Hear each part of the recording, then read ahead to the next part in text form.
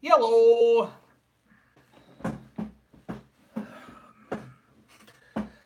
Oh, fuck. What? Barf, barf, barf, barf, barf, barf. Hey, what? Meh.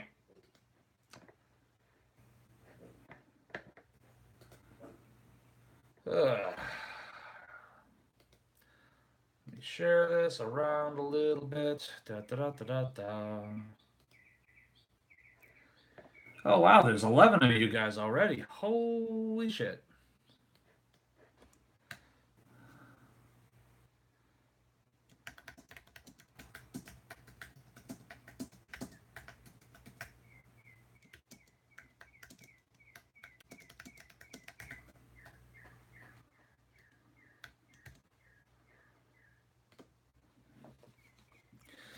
All right. Oh, hi, honey.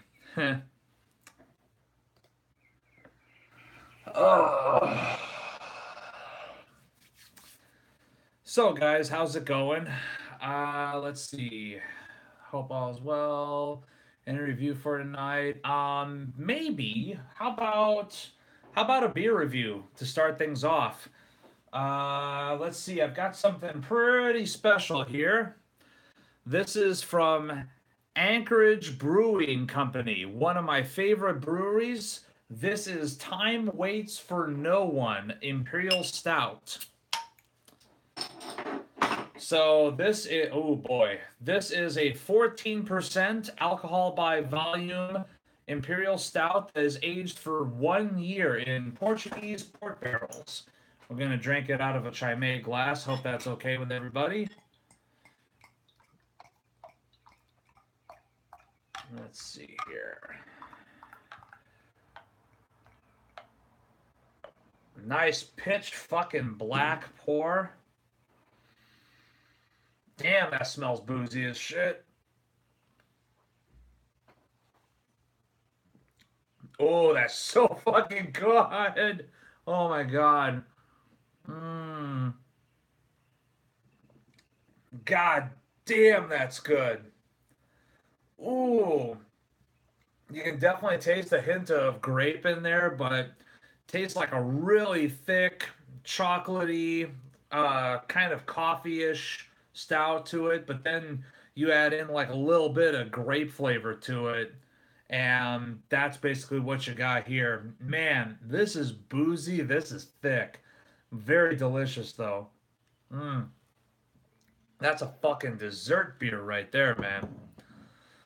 Okay, does that beer exceed your calorie intake for the day? Hardy har har har. Let's see. Yeah, when I finish that bottle, things are gonna get really fucking interesting. All right, let's see. Yeah, their darkest hour is fucking good. I've had that too. Any plans for a studio guitar tour? I've given some thought to that. Let me write that down, or at least put that down. Actually, that's actually why I wanted to have this live stream with you guys, because I don't know, a few things have happened this week that I don't want to necessarily get into a whole bunch, but I've kind of made up my mind that one of the things I really want to do is um I really want to take this channel up a notch. I want to increase the number of videos that I'm putting out. I want to, um, well, that's because you're watching me on my phone.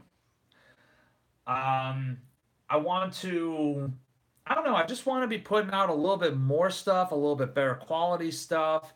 I want to eventually kind of take this to the level where this is my source of income.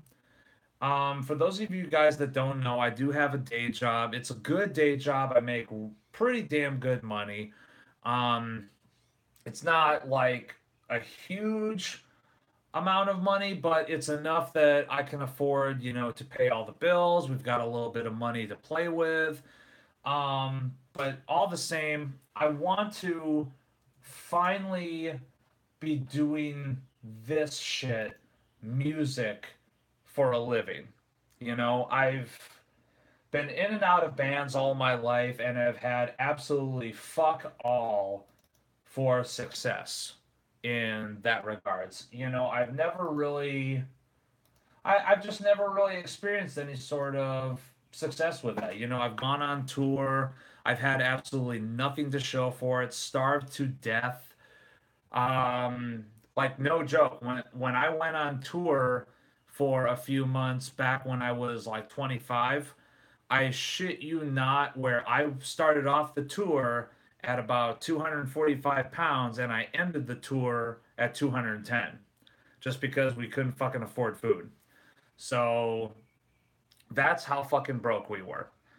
And it's kind of crazy to me that now finally, when I absolutely do not give a shit whatsoever, now I'm finally starting to get a little bit of recognition. I'm starting to make a little bit of money from doing this YouTube thing. Not a lot at all, but it's still something that kind of supplements the guitar spending, which is kind of cool. So don't think of this live stream as me begging for money or anything like that. It's just, what more than anything, I'm actually begging for ideas. I'm wondering what you guys could maybe suggest as far as stuff that you want to see on the channel. Someone just posted that they want a a studio tour. So I've actually got a spreadsheet that I'm actually putting all this shit on. Studio tour. Let's see. Um, we'll just add that on there. But basically, I want suggestions. I want to know what you guys would like to see from this channel. Would you like to see? Obviously, I'm going to keep doing the reviews, but what do you guys want? Do you guys want me to try and learn cover songs? Do you want some lessons? I'm a shit guitar player, but hey, I can see if I can come up with some stuff for you. Anyway, there's a few things that I do that's a little bit different than most people, I think. But I'd be happy to give a shot to lessons a little bit. A few of you guys have already said start a Patreon. Funny you should ask. I actually just started one 15 minutes ago. So it's patreon.com/Arnold Plays Guitar. But but yeah, no, I'm just looking for ideas here, and holy shit, there's a lot of comments that you guys are putting in here that I haven't even been responding to. So here's what I'm gonna do. I'm gonna finish my little rant here, and then I'm gonna go back through and I'm gonna start answering all your guys' questions that you're putting in. Um, but yeah, so basically, I just want to take this to the next level. Some interesting stuff has been happening outside of what you guys know, what you guys have been seeing on the Facebook page and whatnot. Um, Basically, I kind of got really fucking tired of Facebook. Um, I'm a little tired of always reading a bunch of bullshit posts that I don't really care about, that don't really um, that don't really cater necessarily to stuff that I think is cool or that I'm interested in, but it still shows up on my feed no matter what I do as far as unfollowing this, unfollowing that. I'm tired of reading about politics. I'm tired of getting involved in politics discussions because all it does is just drive me up the fucking bend. Um, Really, what I decided recently was I'm gonna kind of take a step away from Facebook for the most part. I'll still post shit as far as like when I'm doing like videos and like when I'm doing like these live streams and stuff like that.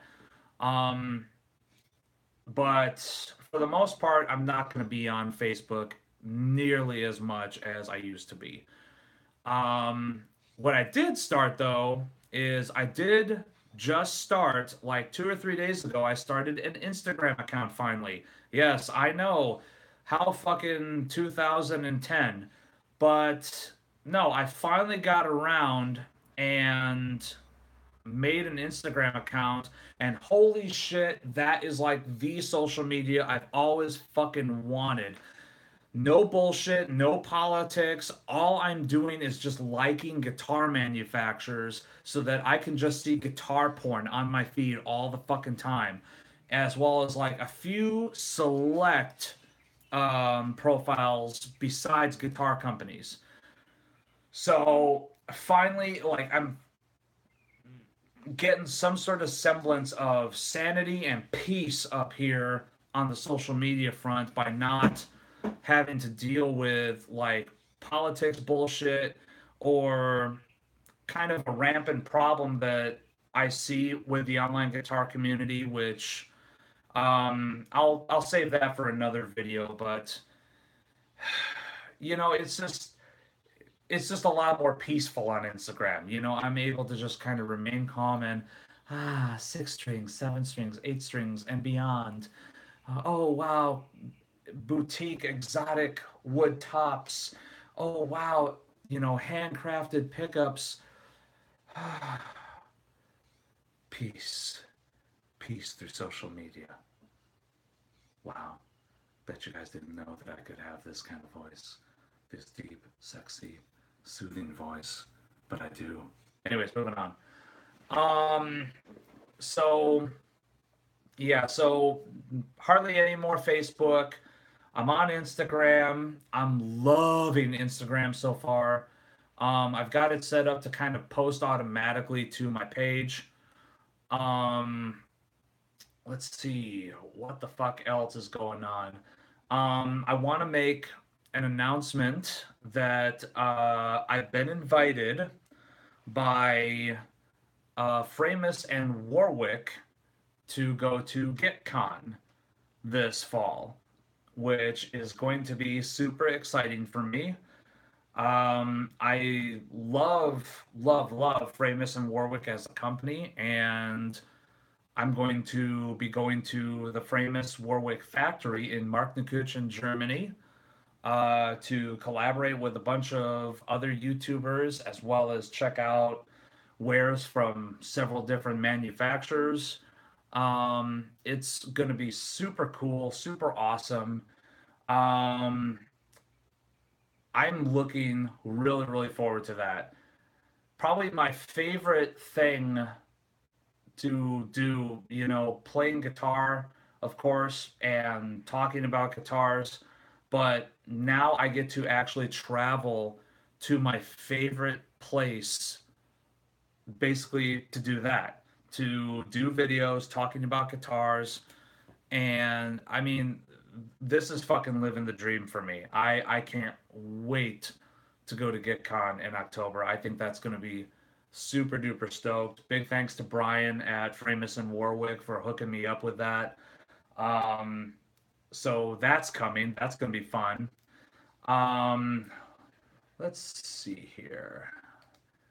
You are being kind of a fucking asshole. So, goodbye.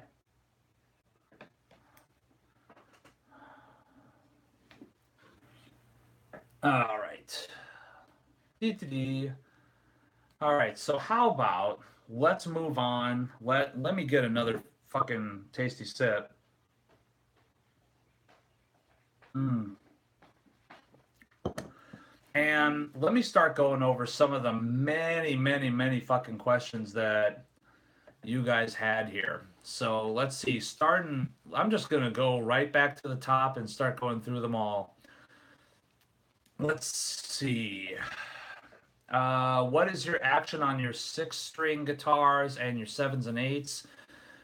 Mm, I'll be honest, I don't know. I don't have really an accurate ruler to measure it either. I usually just set them as low as I can without getting any sort of buzz.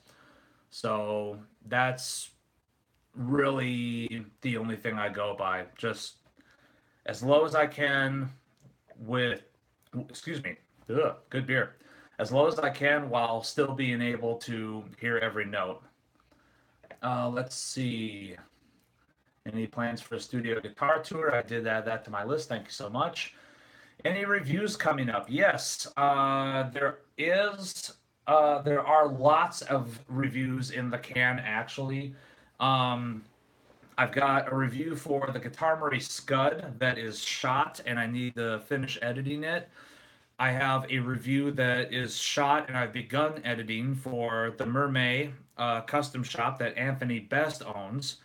And that was a fucking sick guitar. So that is going to be an overwhelmingly positive review. That was honestly probably one of the best instruments that I've ever had the pleasure of playing. Truthfully, honestly. Um, Besides that, other reviews that I have in the that I'm going to be working on pretty soon. I've got a Harley Benton 8-string here. So, tons of you guys have been asking for your opinion on the Harley Benton Fanfret 8-string. This review is going to happen, but it's just taking a while. So I don't want to go into too much specifics. I want to save that for the video, but this is kind of a really, really uninspiring instrument. So it's kind of been tough to come up with anything on this guitar. But a review of that Harley Benton is coming. Let's see. I've got a few different pickup reviews that are going to be coming pretty soon. So let me show you a few that I've got here. So first of all, from the Guitarmery, I've got, yep, another set from them. But Nick was nice enough to bestow upon me a set of Polaris humbuckers that is going to eventually end up in the Schecter so that I can do an adequate review for you. Besides that, currently in the Schecter, I have a set of Carvin M22 SD and M22 V, and those are going to be put up against a set of Kiesel Lithiums. I want to say that that's an unbiased review, but truth be told, kind of hate lithiums, and I kind of love the M22 SDs. So if nothing else, I'll just kind of put them up against each other, and I'll let you guys make the decision as far as what you like best. Besides that, I gotta show you guys this. This is super cool. So I got in touch with the guys at Lawler Pickups, and I have a set of these. These are their new DB humbuckers, which are their more metal. It's designed for use in like metal and rock and stuff like that. These are going to be going in the Schecter at some point, but I'm going to be doing kind of a multifaceted video with that because these are really meant to be paired with 1 meg pots, but I have 500K in there currently. So I'm going to do a comparison for you so that you can see what the sonic differences are between using 5K versus 1 meg. There's a bunch of other stuff too. I'd like to some fucking day get the 6-string Fishman Fluence video done. I've got a Jackson here that is going to get reviewed at some point. I've got this thing currently set up in C standard because I'm wanting to use it to record solos for an EP that I've honestly been fucking working on since last year. I am fully intending to get that EP done as well. It's going to be totally old school Swedish death metal. So, Boss HM2, that is going to be making that basically is going to tell you all you need to know about where I'm coming from for that EP. Let's see. Any other reviews I can mention? Let's see. Obviously, the Ormsby Goliaths are coming soon, so there's going to be a review video for that too. I'm looking at my list that I've got here. I'd like to do a pickup review of the instrumentals that are in my 9-string, but I'm kind of having a little bit of difficulty with that nine string right now because those instrumentals just don't really sound all that great in that guitar. And I'm wondering if it's because of the wiring that's in there. So Chad is going to come over at some point and we're going to just kind of go through every component with a fine tooth comb, make sure the connections are good, see if we can diagnose why the thing just sounds so benign, for lack of a better description. Let's see. All right, moving on. We've got a ton of questions to answer. So let's see. The Fat Apache writes, "I that you've had their Darkest Hour and Love Buzz. I've actually had both of those. Those are both fantastic as well. Uh, we're talking about the beer, by the way, because the beer I'm drinking today is Time Waits for No One from Anchorage Brewing Company. Let's see what else. Da, da, da, da, da, da. Uh, what is your opinion on the band Darkest Hour? I dig them. Not my favorite band in the world, but not bad at all. It's one of those things where if I get the opportunity to listen to them, yeah, okay, cool, let's listen to them. But I kind of don't go out of my way to listen to them so much. They are not a bad band by any stretch. There's just a lot of other bands I like more. Um, let's see. Would you ever have a conversation on something like top five favorite pickups? I could consider that. Um, that would just be a really tough call because there's just too many awesome pickups out there, truthfully, honestly. You know, and it sometimes it's tough for me to say which ones I like better than other ones. Like at this point, I would probably say that just off the top of my head, there's probably maybe 20 pickups that if I had those in a guitar, I'd be content. I'd be happy. So, you know, could I probably like really, really hunker down and figure out which ones I like better than others? Yeah, but man, that would kind of probably be a lot of work. Let's see. Would I ever try and review Joe from Gojira's signature model? I would be happy to if someone could get one into my hot little hands. I'd love to review that guitar. Let's see. Ba, ba, ba, ba. How did I get into metal? It was kind of funny. Like when I was maybe 11 or 12, maybe even younger than that, maybe like 10 or 11.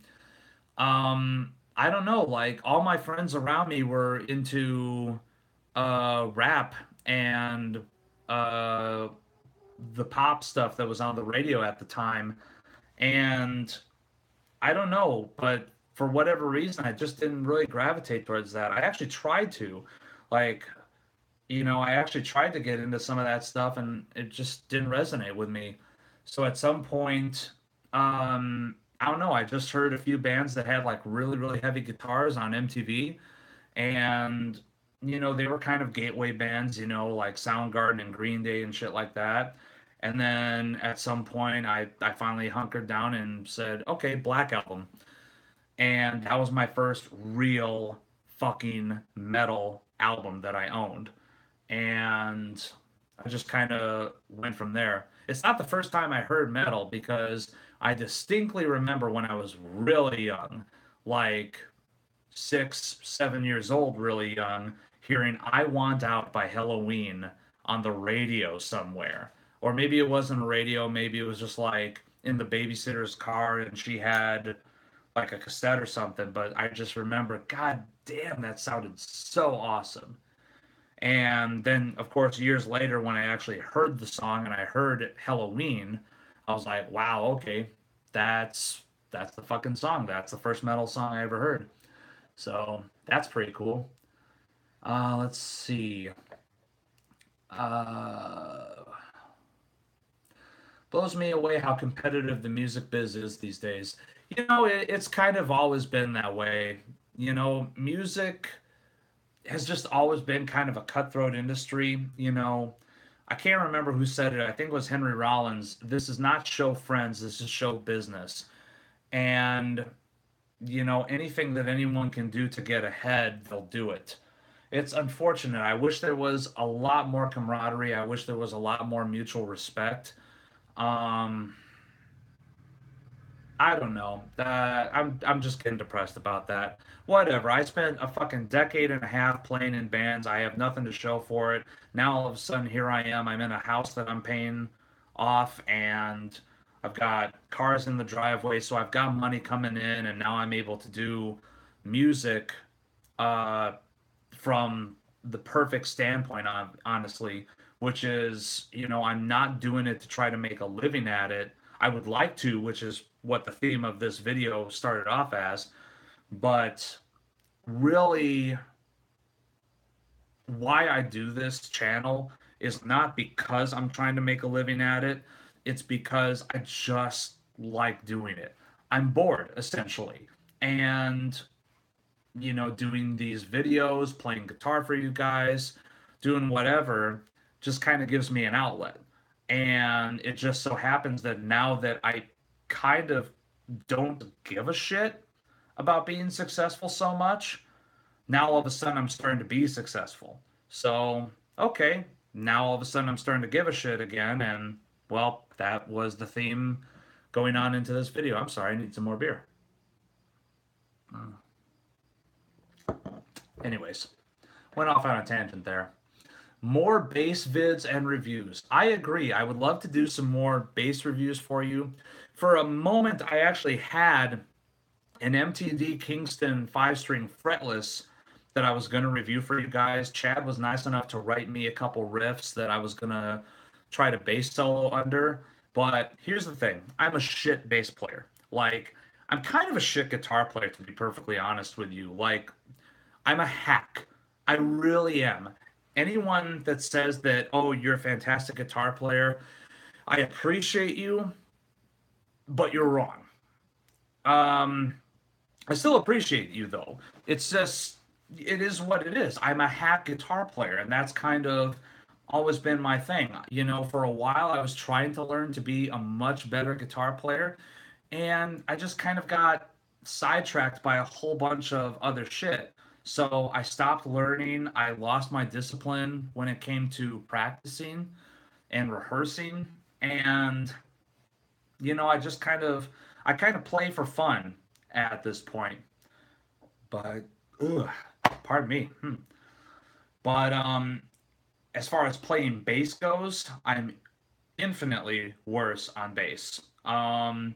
Basically, pretty much all I do on bass is the only reason why I even own basses is just so that I can track my own personal stuff, not even the video stuff, but so that I can track like for the EP and eventually maybe some other EPs down the road.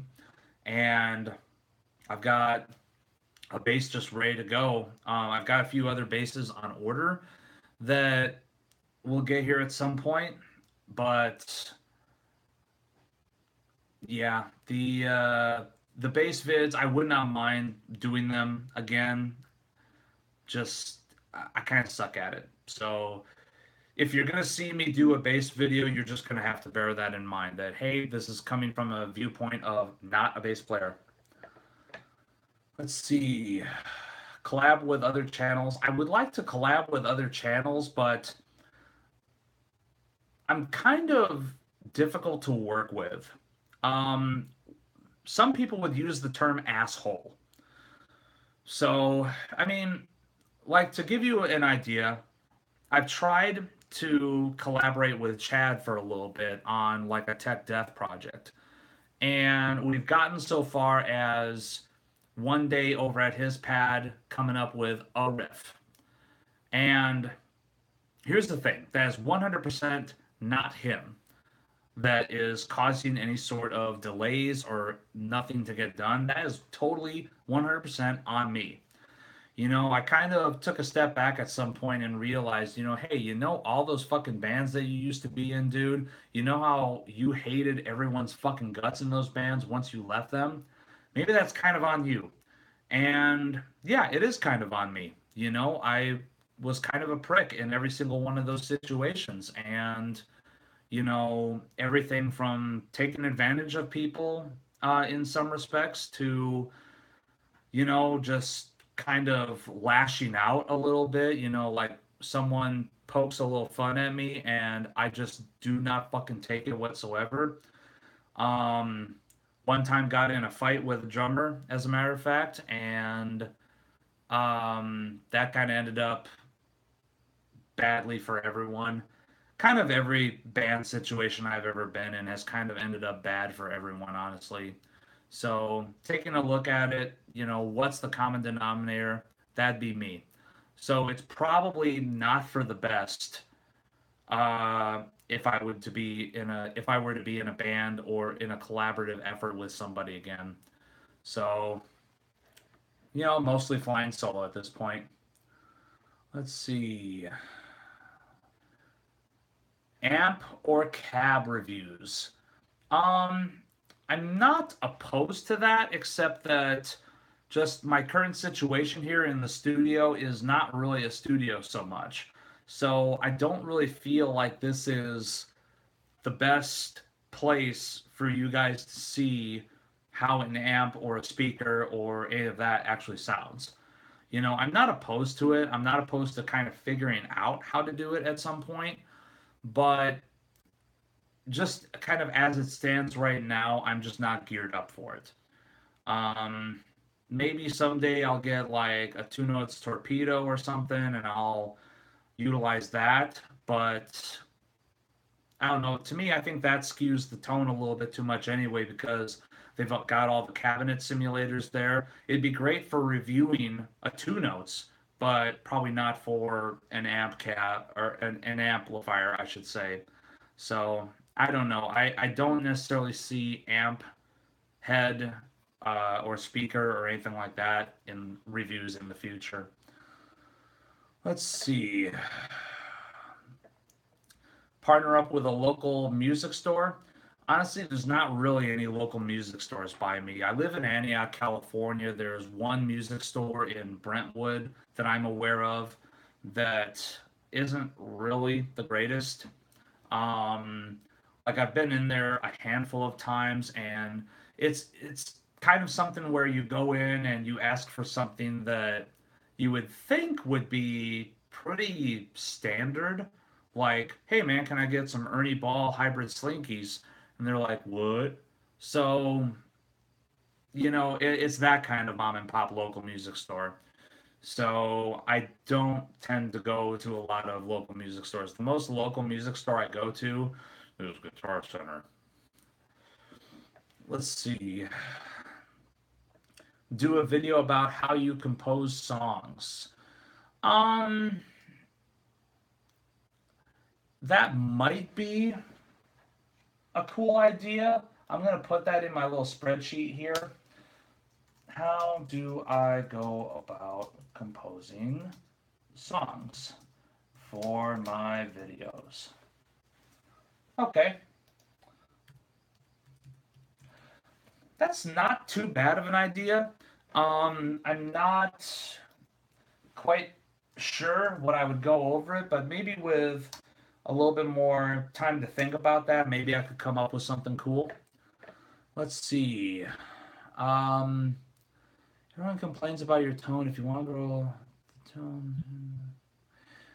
So funny you should mention, Liam. I've actually done exactly that. I've lowered the gain on a lot of the stuff that I review. Wait a minute. Let me say that again. I've lowered the gain on the profiles when I'm doing these reviews. So, because I multi track a lot, and yes, I agree, multi tracking as much as I was with the gain as high as it was, um, just wasn't working. It was very fizzy, it was way too high gain, but I've actually lowered the gain a lot on my profiles to do these videos. Um, I mean, I apologize if it's still a little bit too gainy to you. Um, if you're wanting me to do any sort of thing that's clean, yeah, I think you're barking up the wrong tree. See, songwriting tips, maybe, but that's kind of touching on the previous thing. See, no need for covers. What's your opinion on the Dillinger Escape Plan? I always thought that they were cool.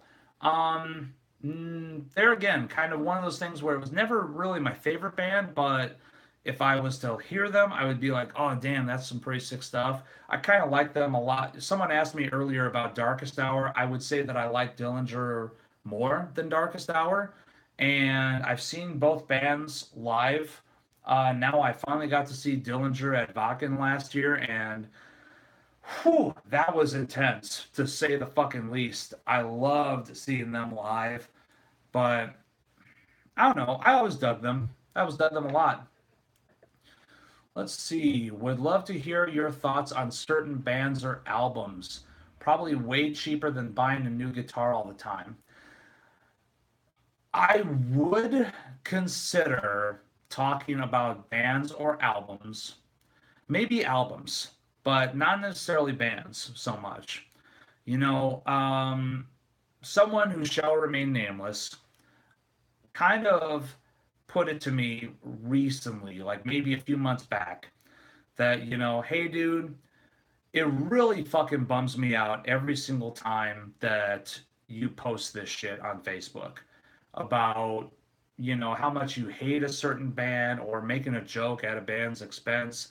And he and I, we FaceTimed and talked about it a little bit, and figured out why he doesn't really care for me doing that. And normally I wouldn't really care so much about what one person thinks, but this dude made a lot of valid points about how I was going about shit talking on Facebook, essentially, with regards to bands and albums and whatnot. And I kind of made a more concerned effort to not shit talk bands so much. Maybe album reviews might not be such a bad thing, but I'm trying to be a good boy when it's talking about bands. I saw that, Dallas. No, it wasn't the Nickelback guy. Funny thing, I actually kind of dig one album from Nickelback because I think the songs on it are fucking solid. I mean, bitch all you want, but you know, Nickelback, for what they are, they're a heavy rocking band that makes a shitload of money, making songs for people that just want to fuck all the time. More power to them. Dude, if I was to ever have that opportunity, I would love to fucking do that. So, more power to them for being fucking successful. That's what I say about Nickelback. Let's see. What other questions? What are your thoughts on 28-inch scales? Better than 27-inch, especially when we're talking about like 8-string instruments. I think that was like probably the biggest problem that I had when I first picked up my very first 8-string is god fucking damn it. That 27-inch scale that all 8 strings seem to come with is it's stupid. Why do all the 8 strings come with 27-inch scales? The treble strings are way too fucking tight, and the bass strings are way too fucking loose. I mean, didn't anyone think this shit through? You know, so that's the whole reason why I got into fan frets in the first place, is because I wanted more tension on the bass side and a little bit less tension on the high side. So, yeah, I mean, 28-inch scale, I think, is a lot better for the bass side. So, nothing else, nice tight rhythms. Love it. Let's see. More overkill. I'm glad you like that. Thank you so much. Give us a video showing all your patches. Not a bad idea, All right. Battle Jacket Tour. I'm going to put that on the list. That's actually pretty fun and original. That's kind of cool.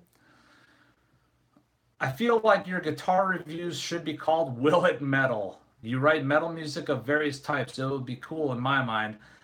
That is a pretty interesting idea. I would consider that, except that at this wait a minute, I just saw your screen name, Bat Dad. Is that Jordy? Is that you, Jordy? That's hilarious if that is. Um,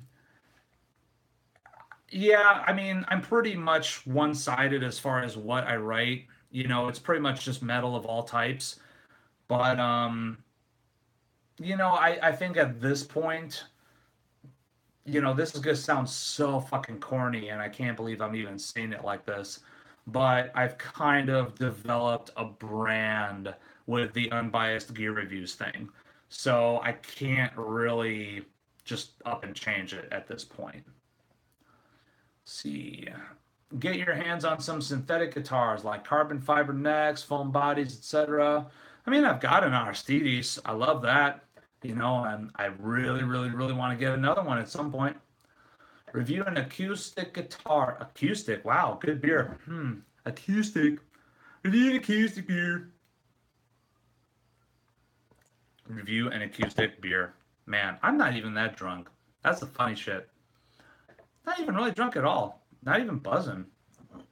So I don't know why I'm tumbling over everything. Maybe I'm just dumb. Review an acoustic guitar to switch things up. Uh, See my response for bass review videos. I'm just not geared towards acoustic stuff. I've got two acoustics. I've got a steel string Ibanez that I've had for years, and I've got a nylon string Ibanez that I had when I used to take classical lessons. Um, and honestly, I think I have never used them even fucking once, um, since I've lived in this house for that matter, and I've been here for over 5 years now. So, all right, I guess now let's take a second to just say, hey guys, I've got two acoustic guitars for sale. Hit me up with offers. Let's see. Social media is not worth being depressed and angry over. I fucking agree with you, man. Except that I can't help it. Uh, I've got enough of a healthy dose of fucking. Oh, not Jordy. Okay, no problem. Um, Sorry, I saw the Bat Dad thing, and there's a dude that I know from Mississippi. I played a show with him, and he's like a huge Batman fanatic, and he is also, um, uh, I know he's very, very much a dedicated family man, and he plays guitar too. But that's why I thought you might have been him. Sorry about that. So no, I agree. Social media is not worth being depressed and angry over, but fucking I get pissed off and angry about it all the time, man. And that's part of the reason why I got rid of my Facebook is it was just dragging me down. I say part of the reason because some other shit happened, but man, huh?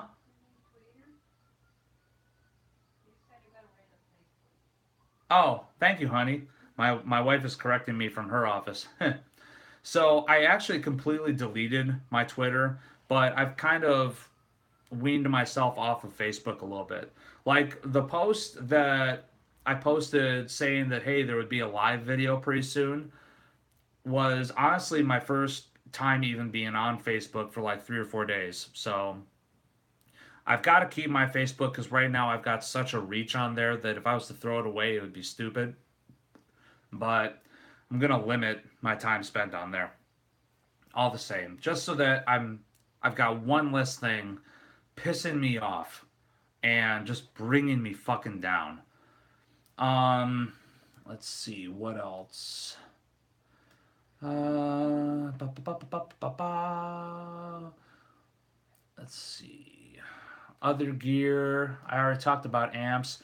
Studio stuff. I'm not really that familiar with a lot of the studio stuff, so it's kind of funny. I haven't had anyone ask me this in a long time, but probably the last time was maybe a little over a year ago. Someone asked if I would mix their EP, and the answer is unequivocally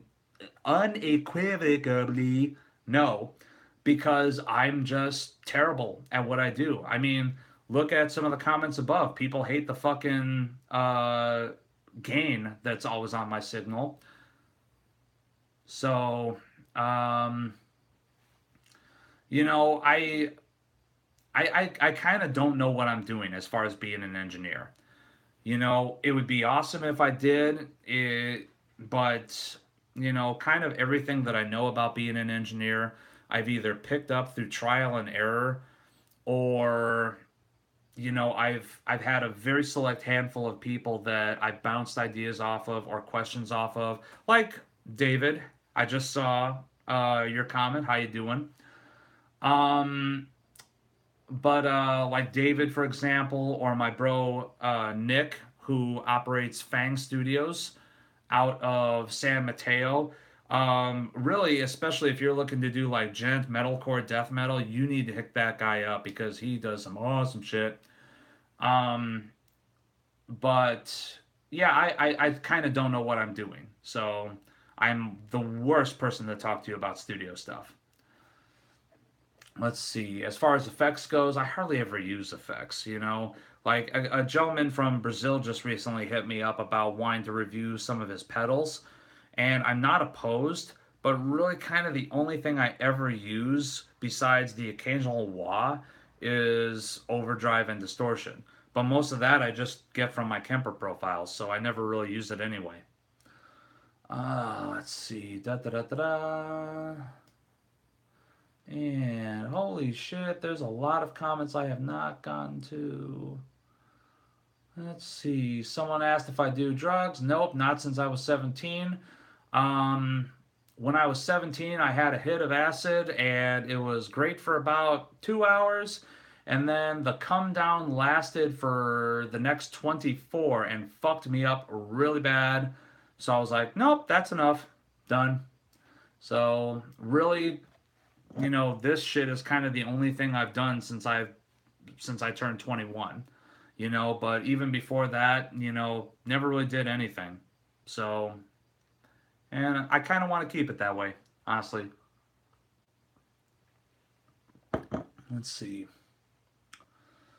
Uh SM50, I don't know what that means. Ever try Gorilla Guitars from Canada? I'm not opposed to that. I wouldn't mind trying one.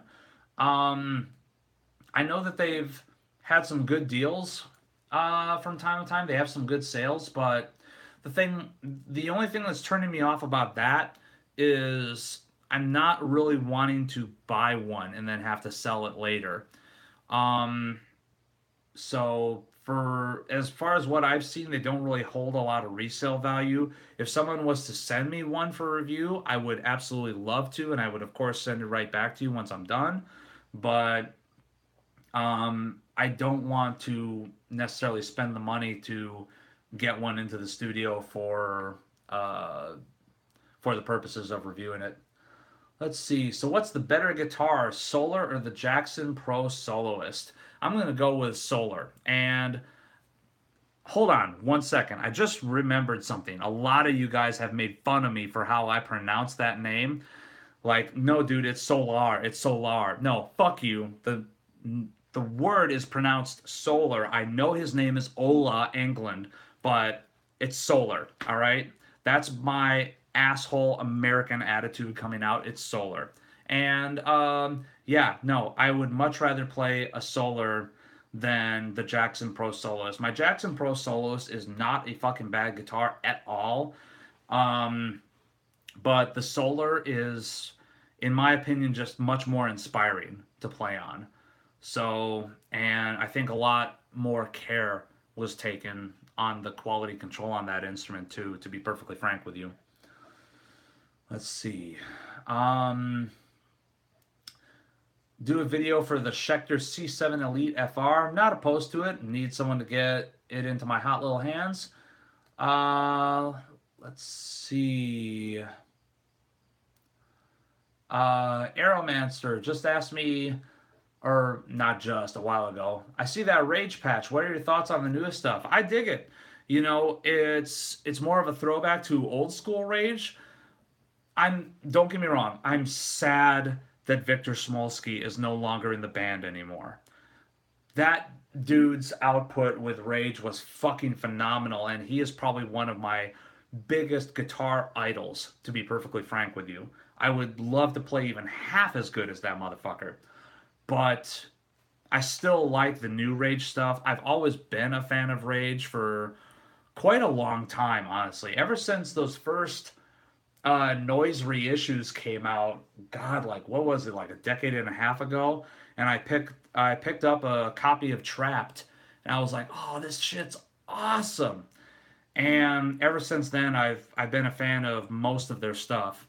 There's been some stuff where I'm kind of like, well, not really my thing, but I've always kind of dug them. Fun fact: at Prague Power, the year that the wife and I went, uh, Refuge was playing, which was the reunited classic lineup of Rage, and that was pretty fucking awesome to hear a set list made of a bunch of songs from those five albums that that classic lineup did. That was very very cool. But no, I dig Rage. I actually saw them at Wacken last year, and fucking good band live. You know, the new guitar player is an absolute badass. They did play a couple of Smolsky era tunes, and he was able to pull it off very very nicely. The new guitar player is also a badass singer. They did a cover of Holy Diver, and he nailed Dio's vocals. It was awesome. Let's see. Change the name of your FAQ videos to Hey Arnold. Huh, never heard that one before. Let's see. What made me choose a Kemper over an Axe-Fx? Honestly, it was that a lot of people were telling me that the Kemper had better tone. Um, Tone is of course subjective, but um, from what a lot of people were telling me who I trust, they were telling me that if I wanted kind of ease of use for recording purposes and for effects especially, then Axe-Fx was the way to go. But a lot of people were telling me if you're just bare bones basic and you just want to plug in and get as close to the real amp tone as possible from a digital modeler, profiler, whatever you want to call it, that the Kemper was the way to go. So, like I said, these were people whose opinions I trusted, so I went that route. Let's see. So let's see a review of the Agile Epic 625. Not opposed. There again, someone just needs to get one to me. Um, let's see. Speaker reviews and shootouts. There again, I just don't feel like my current setup in my studio is necessarily geared for it. Let's see.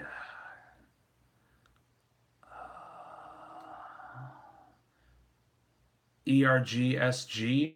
No.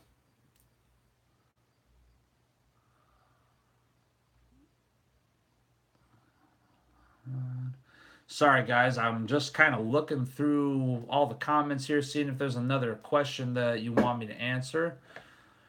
So let's see. Planning on reviewing any other Solar guitars? Oh, shit. I said it right. Yes, as a matter of fact, I have another one on order. So it ships, I want to say in August. Not sure about that. But I'm looking very forward to my Solar Explorer to arrive. Let's see. Ba, ba, ba, ba, ba.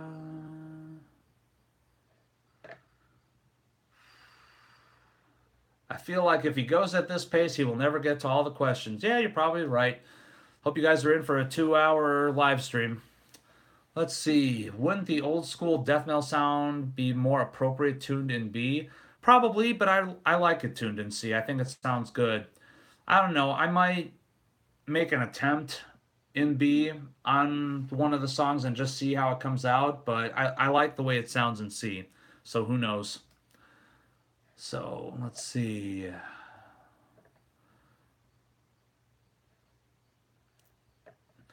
Perry from Ormsby said the metal GTR is coming. Are you ordering one? That's a tough call, honestly. And the reason why is because I already have my go-to six string right now is an Ormsby, which let me grab that. Okay. So this is my SX, which has a one-off finish, and this thing is a beast. I absolutely love it. Perry and Shiv were nice enough to send me a hot rock to go in it too, so I'm so happy about that. But this is the guitar that I use for much of my tracking when it's six string stuff. I just love this instrument. It's kind of replaced my old Schecter that I've had for over a decade as my go-to tracking instrument for studio use. I love this guitar so fucking much. Now, the reason why I'm not necessarily as into the metal so much, I really wanted one, but I wanted an eight string one. Um, I don't think an eight string one is ever coming, honestly. If it is, I would love to be wrong about that. I would love to get an eight string metal GTR at some point, but for six string, I've already got an Ormsby that honestly handles everything I need it to for tracking. As far as seven string goes, I hardly ever play seven strings these days. I don't know what it is, I just don't. Like I've got my Aristides. My Aristides is actually up for sale at the moment because I just don't play it that much. It's got nothing to do with the company or the guitar or anything like that. It's a badass instrument. I love those guys, and I want to order another Aristides at some point here very soon, which is why I'm selling it. It's just that I don't play seven string really, so I don't need the metal GTR seven string. If Perry comes out with an eight string metal GTR, I would very, very happily reconsider that though. So,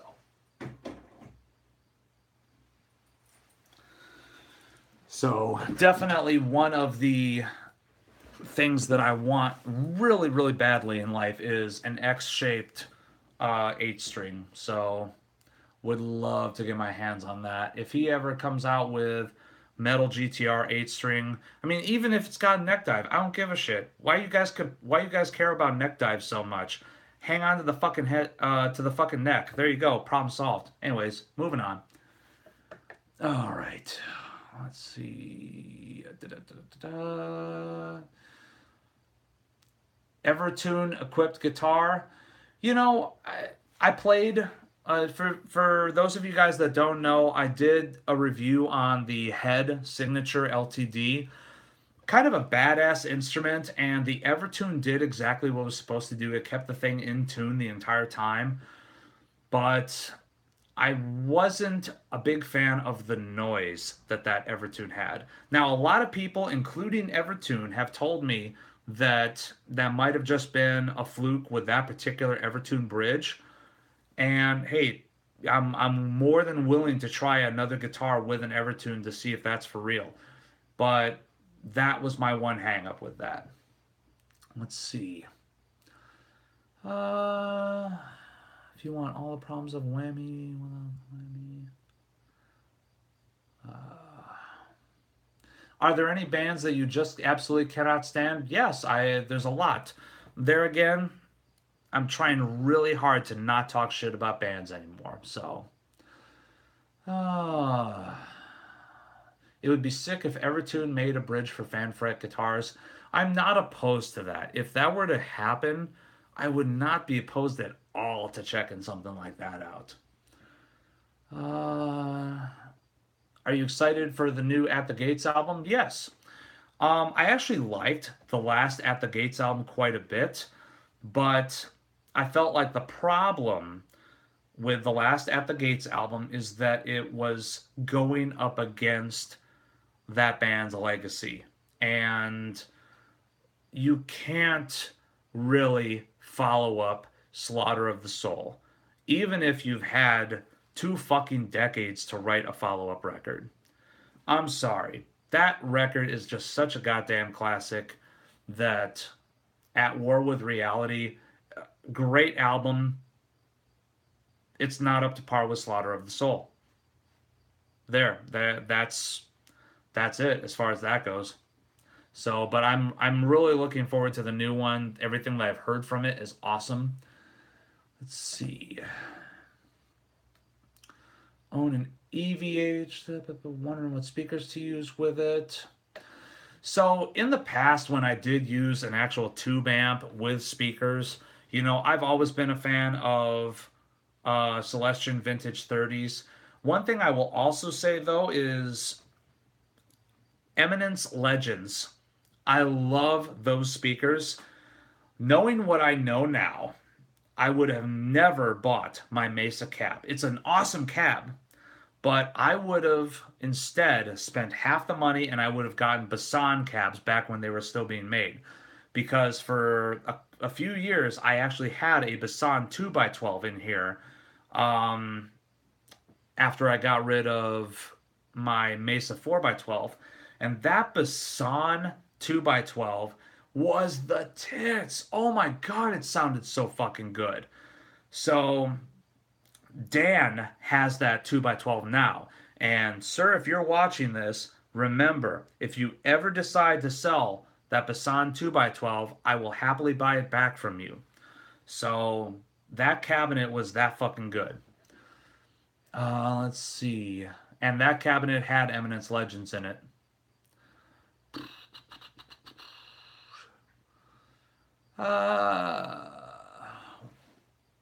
What my rig is.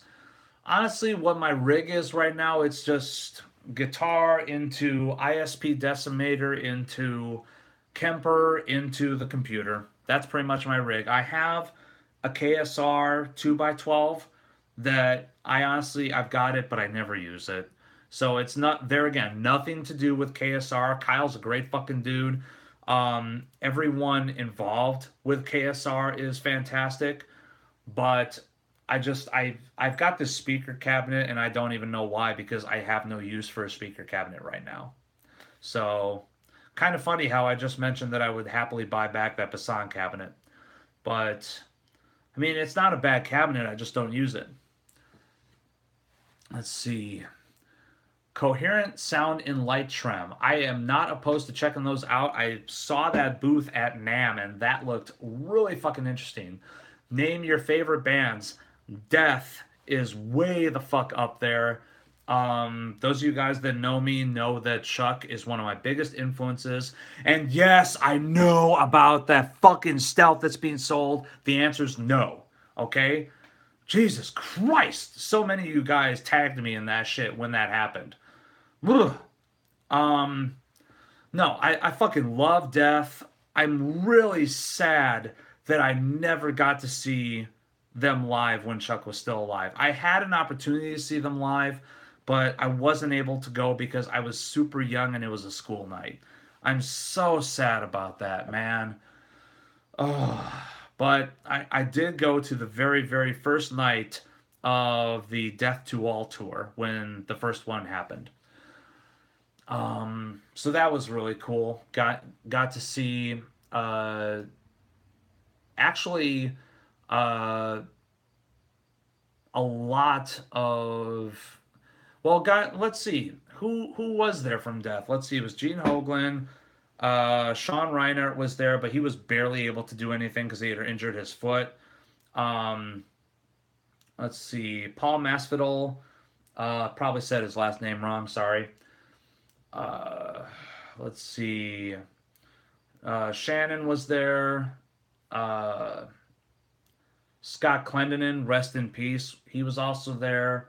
Steve DiGiorgio. I don't know if I can't remember if I mentioned him or not. Fuck. Who else? Damn. I can't think all of a sudden. Oh, Bobby Coble was there.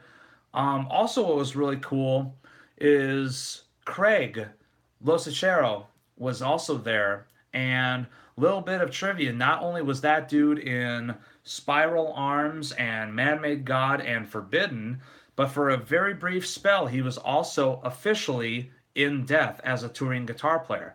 That was pretty fucking cool to see him go up on stage and do a song with them. That was awesome. But yeah, that show was the tits. And Gorgut's opening that show was awesome. All right. Where are we at here?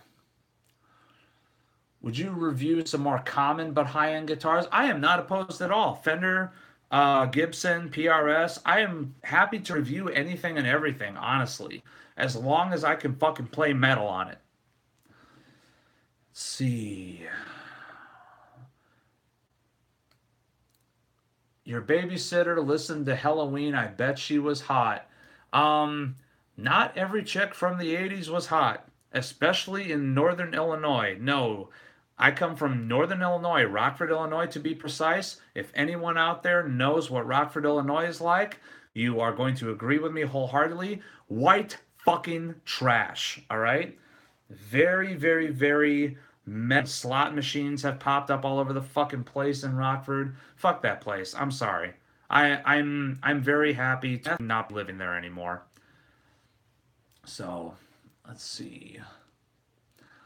Do you like the PV6505 Plus? Yeah, I dig the 6505 Plus. I've always thought it was a solid amp. Set everything to 6 and go. Let's see. Chicago is a lot cooler than Rockford. Most people from Rockford, when they leave Rockford, they say that they're from Chicago. Fun fact. Let's see. Enthusiasm and Passion. You're thinking of a different channel. Let's see.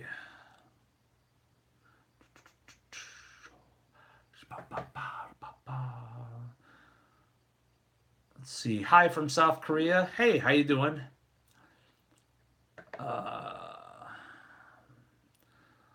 Give us the dry signals.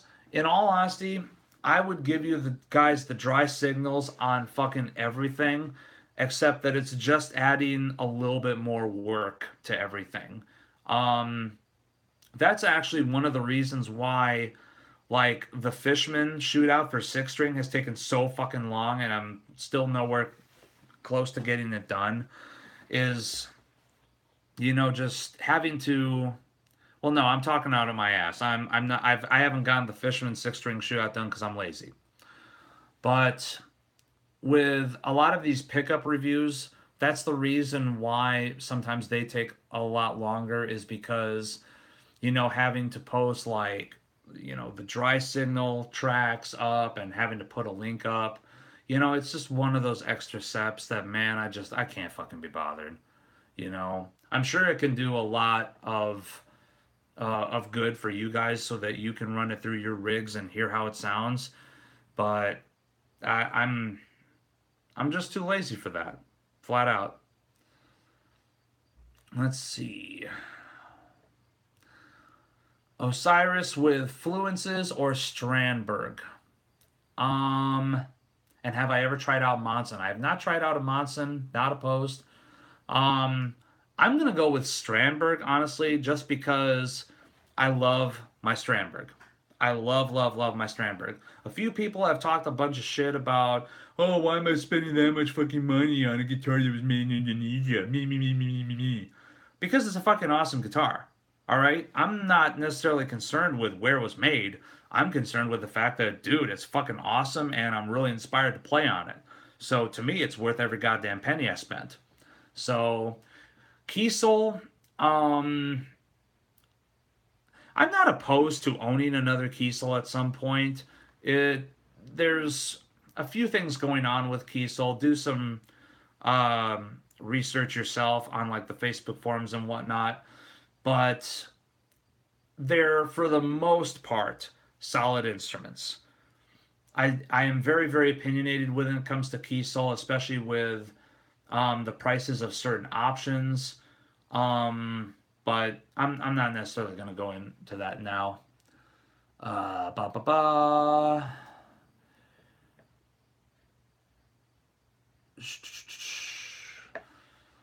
Unbiased reviews is what we need. Thank you. I appreciate you. That's kind of the whole reason why I ended up doing that in the first place is I was just like, man, I'm tired of seeing all these positive reviews. Like what ended up happening was there was a few times that I saw a review for a guitar in like a magazine or online that was overwhelmingly positive. Like, oh my God, this thing's incredible. Oh my God, you've got to get one. And then I picked it up and it was like, this thing's kind of dog shit. So I was like, either someone's lying, maybe they were paid a little bit to provide a positive review. You know, it's kind of an not so well kept secret that that sort of thing does happen. But you know, I've just kind of decided I will never ever do that. I will always give an unbiased review of anything that I check out, so that you guys know whether or not you should spend your money on it. So if it sucks, and I'm gonna say so. A few guys have actually offered me money to review their instruments, and I've turned them down. I won't say who. One guy I eventually reviewed uh, something, and it was incredible. So I don't even know why he was offering me money in the first place, but whatever. Uh, Best advice you can give to a beginner guitar player. Um, I would probably say just start learning and don't fucking stop. Like, do whatever you can to just absorb as much information as possible. Doesn't even have to be your favorite bands. Listen to a lot of different stuff and just soak it all in. You know, different melody ideas, um, maybe different guitar playing techniques that you would not necessarily would think would work well for what you want to do. Um, but just soak in as much as possible and be disciplined with your practice regimens. That, if anything, is what has kind of sunk me as a player, is that I lack discipline, like really, really badly. I don't even practice anymore, to be honest with you. What happens is I just pick up a guitar and I start playing, and to me that's practice. So, you know, I know that that's totally not what you should do at all, but there again, my work ethic. I'm a little bit lazy. A geezer intro to fanfret guitars. That might not be a bad idea, actually. Let's see. Intro to fanned frets. Gonna add that to the list. That's not a bad idea at all. All right.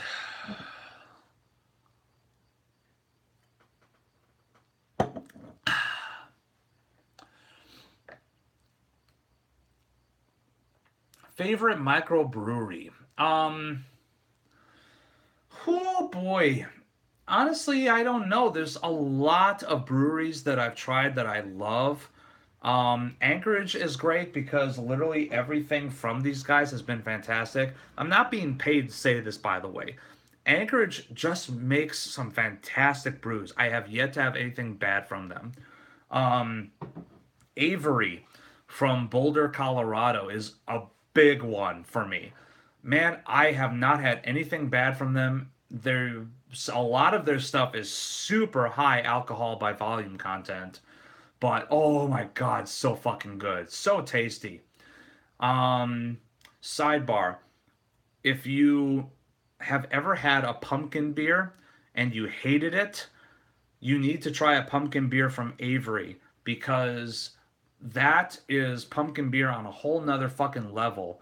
That it does have a little bit of that spicier kind of pumpkin spice flavor to it, but boozy. But boozy, big and bold and delicious. Super good. Love Avery. Um 1090 out of Illinois is also a fantastic one. I've had a few different brews from them. Especially their Belgian style wit is probably one of the best wheat beers I've ever had in my life. So definitely, if you like the lighter stuff, I would try that. A bunch of other ones. Hop and Frog is fantastic. Schloss Eggenberg makes my favorite beer, and that would be Sammy Klaus. Expensive, tough to get. Um, Coming from Alaska again, Midnight Sun is fantastic. Um, there's a lot of good stuff out there. So I wouldn't say necessarily I have too many favorites as far as beer goes. It's, you know, I love the variety. I love trying different things, especially when it comes to beer and guitars. And, you know, part of the fun for me is just trying all sorts of different stuff and seeing what tastes awesome, what doesn't, and commenting on it. Let's see. Josh Palmer wrote, "You have an old BC Rich you'd love to see me review." I'm not opposed, except that I'm trying to stay a little bit away now from instruments that um, are either not being made anymore or are otherwise just kind of hard to get.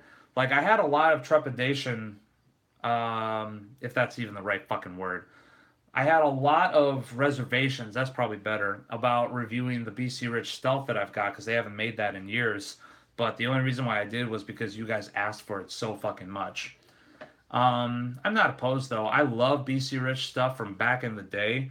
As far as I'm concerned, like that kind of early turn of the decade stuff was kind of the last great era that that company had.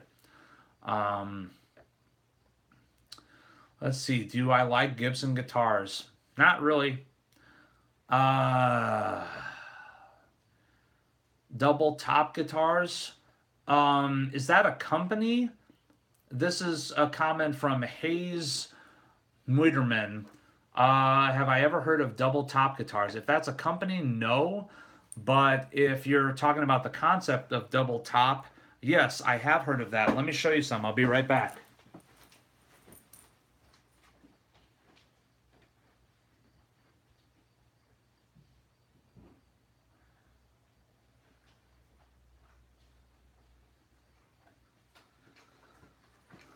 So, if this is what you're referring to, okay, so first of all, this is a guitar that I built and put together for the wife a long time ago.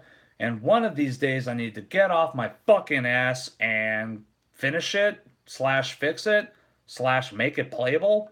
But I don't know if you can see it. Oh, yeah, you can.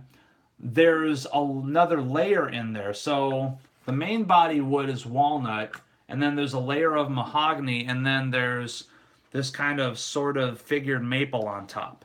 So if that's what you're meaning, yes, I've heard of double top guitars, or guitars that have maybe like a second top, like a second side or whatever.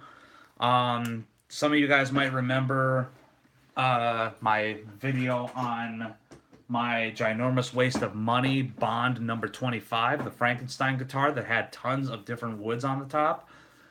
So, man, now I'm depressed again. Fuck. Mm. But what the hell is that? What the no? What the hell is that? You're hilarious. My wife is distracting me. Anyways, so let's see. Who are my favorite metal guitar players? I love Victor Smolsky. One of the main reasons why I love him so much is because he has a perfect command of every fucking technique there is, pretty much. So, and I love his melodic phrasing, you know, sometimes it's kind of whimsical. So I really dig that dude. Let's see. God, who else do I really fucking love these days? I know it sounds cliche, but I love Jason Richardson for his command of technique. I'm not necessarily a big fan of his songwriting though. Um, I really wish that dude was still in Chelsea Grin. I'm sorry, man. I fucking love that stuff that he did with that band. That shit was so good.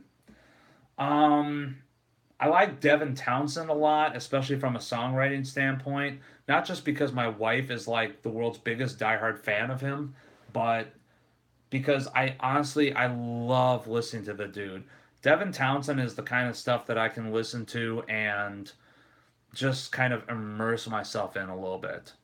Um, Fuck, I'm having a really tough time thinking of guitar players that really get me going right now. I don't know what it is, but it's Brandon Ellis and James from Arsis. Those guys are fucking phenomenal. Dude, Brandon Ellis, man, that fucking vibrato, that's probably the best vibrato I've heard since Andy LaRocque. Um, God, I'm actually looking around the room, seeing if I can find any cues. I really love Nergal from Behemoth because that dude he's honestly an extremely gifted shredder, but he holds back quite a bit for the sake of the song. If anything, it's almost like he made himself into this incredible musician just so that he could play anything that he wrote. That's the vibe I get off of him. So I really dig the dude for that reason. Let's see. Ba, ba, ba, ba, ba. Gani, or get my message about the debt. Yeah. Think he'll be still be answering these all the way down here. Yep, I'm still here. You ain't gotten rid of me yet. Have you ever tried a 3D printed guitar or a Gittler guitar? I have not. Um, I can't even think of a 3D printed guitar. Um, let's see. Gittler, I'm not opposed to trying one of those out one of these days, but haven't tried one yet. Let's see. For what you have tried for 8 and 9 string guitars, what is the best entry models you would recommend? Whew, fuck. When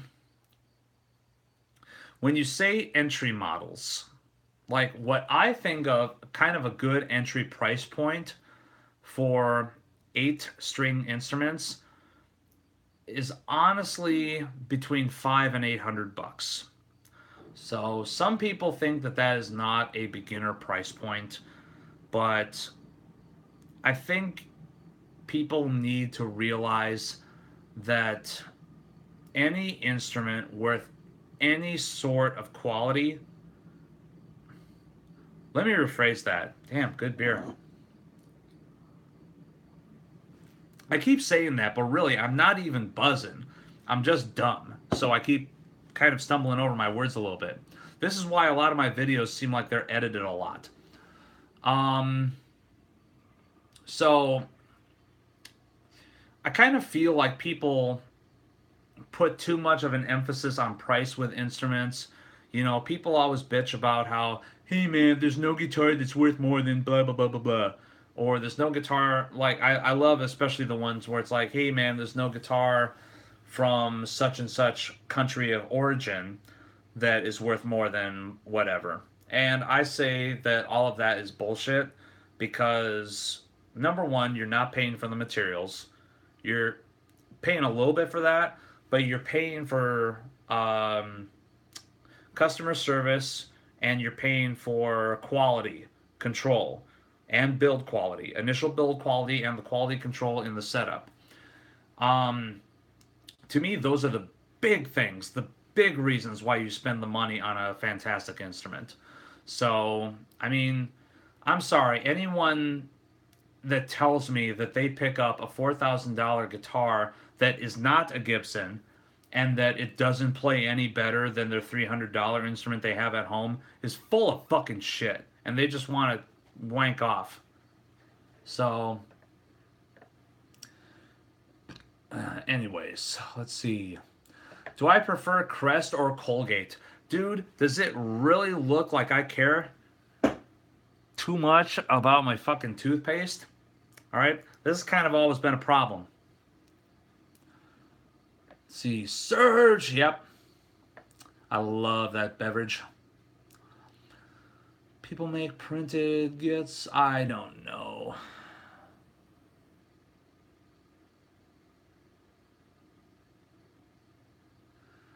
Gent is not a genre. Really, we're gonna do this? All right. Gent is a genre, because I refuse to call it fucking prog. It is not prog. Okay. It's also not metalcore. It's too technical for metalcore. And I'm not gonna call it technical metalcore because that actually leaves out a lot of other shit. So, like, would you call Animals as Leaders technical metalcore? I fucking wouldn't. Would you call it prog? I fucking wouldn't. So, gent. We're gonna call it gent. And if anyone wants to become a purist and talk to me about, no, dude, gent is the sound it makes when you go gent, gent, gent. Whatever. Fuck yourself. Go talk on your internet forums. Let's see.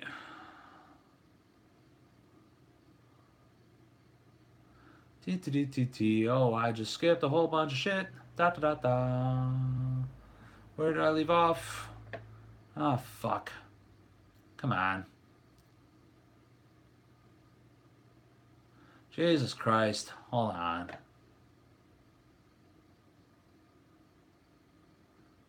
There we go. That's where I'm at. Let's see. Sweet potato fries or regular fries? Regular. I love sweet potato too, but regular. Let's see. David asked if I'm ever miking up the KSR cab. Nope, just straight in. Let's see. I just bought a custom paint Goliath and I'm...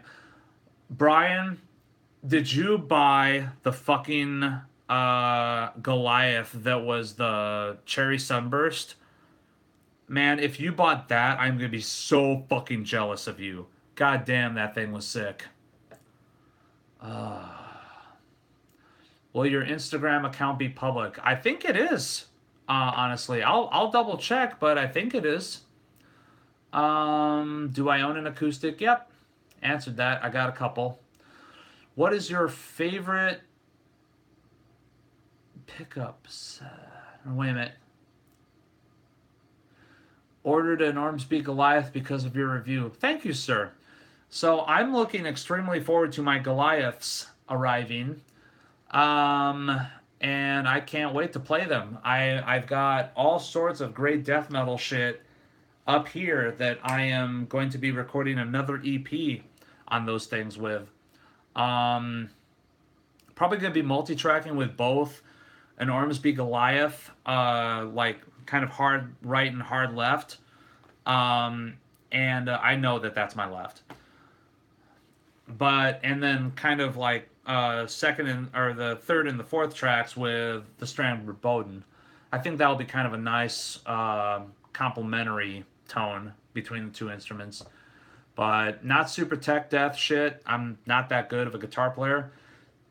But my ultimate goal for that kind of stuff is to record like some super brutal like Behemoth or Hour of Penance type stuff on 8-string. So can't guarantee it's going to be as awesome as that. I'm going to give it a shot. Let's see, my favorite pickup set.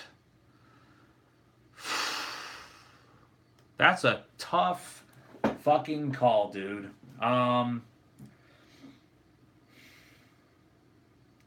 Honestly, I don't know. I don't know what my favorite pickup set is. I played many awesome pickup sets, and I don't think I can name favorites, truthfully. Kind of goes back to a previous question. Let's see.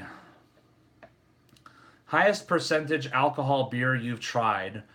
I've had... I want to say the heaviest one that I've had was 17.2. I don't remember which one it was, but I want to say it was probably an Avery because a lot of their stuff is right around 15, 16. So, but I've had some really high alcohol stuff. I'm not drinking the beer either to get drunk. I'm drinking it because I really, really enjoy the taste. Like, if I really just wanted to drink to get drunk, this could be fucking Budweiser. But no, instead, I've got a fucking $25 bottle of beer because it's fucking delicious. Mm. Do I drink scotch or anything heavier than beer? I occasionally will drink scotch. I've also got a bottle of Jack because I like bourbon a little bit too. Not my favorite thing. If it's a choice between bourbon or scotch, I'll have scotch. But I don't really drink that stuff so often anymore. I've also got a bottle of Valhalla here, which is kind of an herbal liqueur that the wife and I picked up in Germany. We actually bought our first bottle of Valhalla just to kind of keep us warm when we were at Wacken because it was fucking freezing in that parking lot when we were camping out in the car. So we got a bottle of Valhalla just to kind of like warm us up a little bit. It was awesome. Let's see.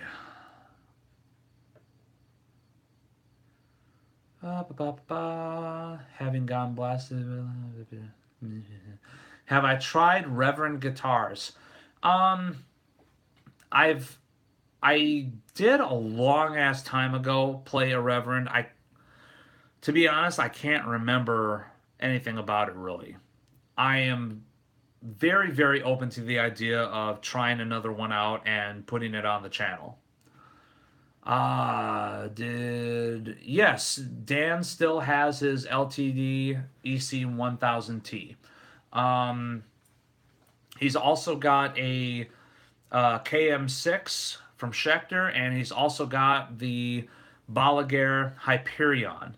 Fun fact, and a little bit of a shout out today, of all fucking people, at Red Kettle Coffee in Summerlin, California, Southern California, Brad Paisley did an in store. Now, why is this important? Why am I mentioning this?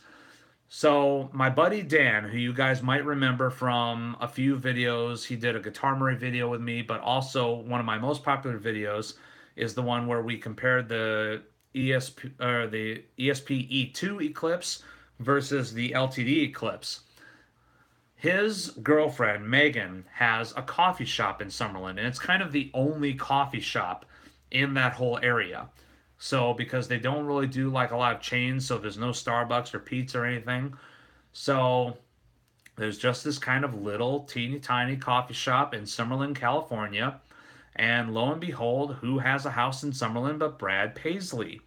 Brad Paisley went to the coffee shop today and he literally tweeted something at noon, hey, I'm going to be at Red Kettle Coffee today. And then by noon 10, there was a fucking line out the door.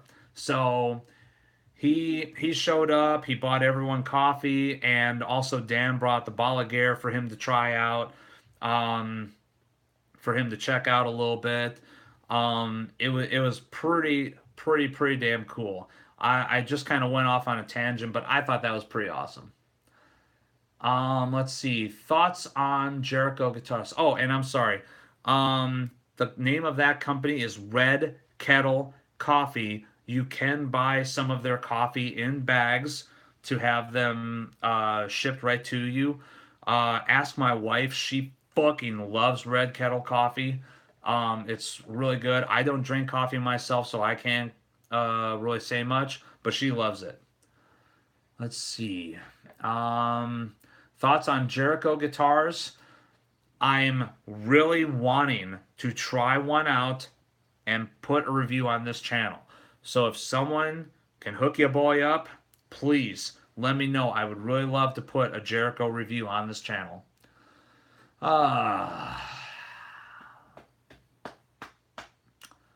Let's see. Arnold family.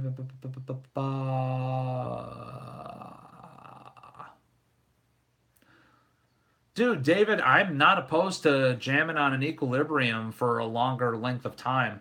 I believe it or not, I've played that same equilibrium like two NAMs in a row. I love that company. Dave Cohen is a very, very cool dude. So's his wife, actually. But really, I love equilibrium guitars. They're really good, solid craftsmanship, and yeah, I would love to do like a legit review on this channel at some point. You going to get another Balaguer? I'm not opposed to getting another Balaguer. I'm just trying to figure out what I want to do. I really love my Balaguer. There's a few things on it that now that kind of the honeymoon phase is over, I'm just going to be honest. There's a few things on it that if I could go back, I would have done differently. It's got nothing to do with Joe or the company or the quality control or anything like that. That's a fucking solidly built instrument, and Joe is a top notch fucking dude when it comes to quality control and customer service. But if I could go back in time, I would have told myself to wait until the thinner D profile comes out because the I played an instrument of his that had the thinner neck profile on it, and perfect. That neck profile is absolutely perfect. Also, I would not have gotten a bolt on with that. I would have gotten a neck through. So just because of the access to the upper frets. It's a fucking rock solid instrument. I just would have, if I known what I know now, I would have ordered different specs. Been having issues with inspiration lately. Any tips? Man, sometimes I get writer's block too. The best thing I can tell you is, yeah, exactly. You know, the wife just mentioned something. I'll get to that because it's funny, but it's true. But probably the best thing I can tell you is listen to tons of other music so that maybe it can inspire you. Number one. Number two, just fucking pick up your guitar and just try to jam. Just try to come up with something. You never know. Sometimes it might just all of a sudden click and oh my god, this is a fucking riff I've got now.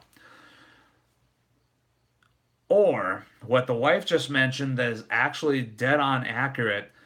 Sometimes I have my best fucking ideas when I'm in the shower because I don't really listen to music so much in the shower. I used to have a Bluetooth speaker, but it's kind of on the fritz.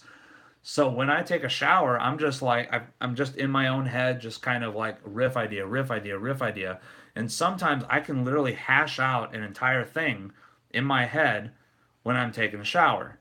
So I'll like come out of the shower, quickly plug in, and just record like a basic track to a click just so that I've got it memorized, or not memorized, but so I've got it committed to record of what I thought up while I was in there.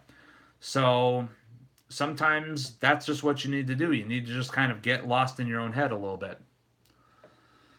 Let's see. And Thomas, you asked me if I was going to get another Balaguer, and I kind of answered, but I'm also going to say that I'm looking into possibly getting a bass from Joe.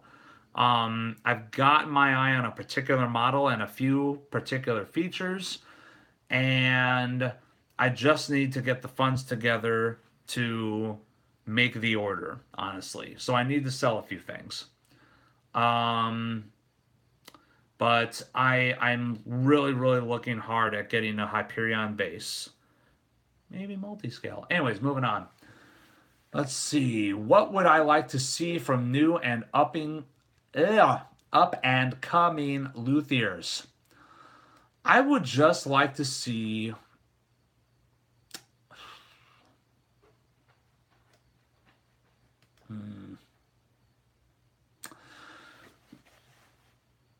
I would just like to see a much better commitment to high quality. I think that there's too many guys that are coming out who are just starting up a company for the sake of starting up a fucking company. Like, oh, hey, I build guitars now. No, you kind of fucking don't. You know, if you're putting out shit that's got issues on it, that is not 100% up to snuff, 100% playable, and worthy of a boutique price tag that you put on it, you're not a guitar builder. You know?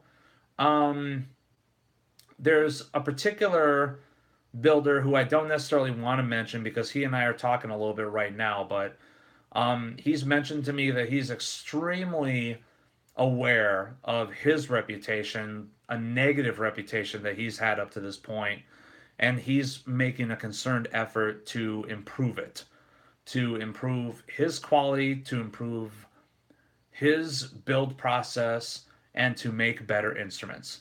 And I got to applaud that guy. Um, at some point, I would like to actually review one of his instruments on this channel. Um, and I really, really hope that this dude um, is practicing what he's preaching, that he's made the effort and he's putting out better instruments. Because honestly, his designs, I love his designs. I think they're very unique and original. I need to see better execution. I want to see better execution. I want to see this dude succeed. Because at some point, hell, I might even really want to give him money. You know what I mean? Let's see. Thoughts on EVH guitars? I think they're solid. Nothing special in my honest opinion. You know, it's you can definitely tell that those things are made by Fender and part of the same family of like Charvel and Jackson. I get kind of a similar vibe when I'm playing them, honestly, as those three brands. So fucking rock solid all the same, though. Let's see. Where did I get that can of Surge? Amazon. Uh, you can order it through Amazon. Let's see. What about the new PRS 7 SE? Haven't played one. Have you ever checked out Huffschmid? I'm aware of Huffschmid. I've seen his instruments, and I'm definitely interested in reviewing one on the channel. But there again, someone just needs to get one to me. Epiphone Goth series. What about it? I think it's okay. Not incredible. Epiphone to me was always one of those companies that like if you get a good one, it's a really fucking good one. But if you get a bad one, it's a really fucking bad one. Um, let's see.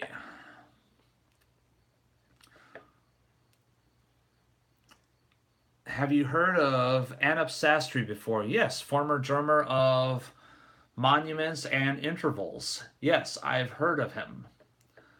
Let's see. What's your favorite microbrewery from Quebec? Don't know. I don't have any breweries from Quebec up here in my brain right now, so I can't give you a good solid answer. Uh, my workhorses. The BC Rich Stealth isn't necessarily a workhorse. I'll be honest with you. I've got the BC Rich Stealth because I'm a huge Chuck Schuldiner fan. That being said, is it a great guitar to write on? Yes.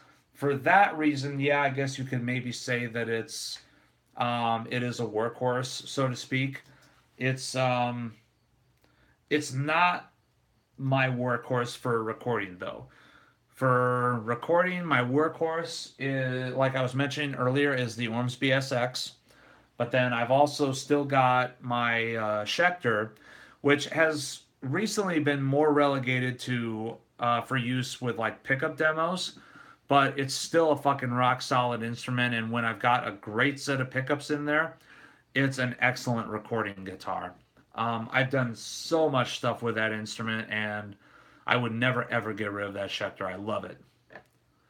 What tunings do I use? Kind of all over the map. I've got a couple guitars set up in C standard right now for my Swedish Death Metal EP. I love using D standard for a lot of stuff. You know, to me, that's my most versatile tuning that I can just write and write and write and write and write on. Classic metal, power metal, death metal I can do on that thing. Um, yeah, no, I love D standard a lot. On eight string, I love F standard, but lately I've experimented with E standard and drop D on an eight string, and I love it. So might consider switching things up a little bit. For seven string, there again, I don't really play seven string so much anymore, but both of my sevens right now are set up in drop G. Um, and I kind of really like that tuning, especially for like deathcore stuff. Let's see. Favorite Gojira album? This is going to sound sacrilegious to a lot of you guys, and I don't give a fuck. Magma, the newest one. Like, I'm sorry, but that is probably, to me personally, the most thoroughly listenable album from start to fucking finish. I think everything on it is fantastic. I just love that record. It's a great listen from start to finish. And when I am in the mood to listen to Gojira, that's the album I just kind of is my go-to, you know? Don't get me wrong, like all of Gojira's stuff is great. I'm a late bloomer to the band, so maybe that has something to do with it too. But um, I love the newest record. I really do.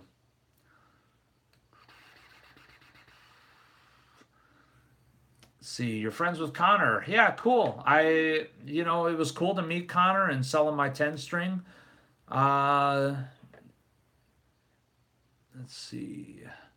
Personal favorite guitar brand and pickups. Well, I've already discussed I can't really pick a favorite pickup.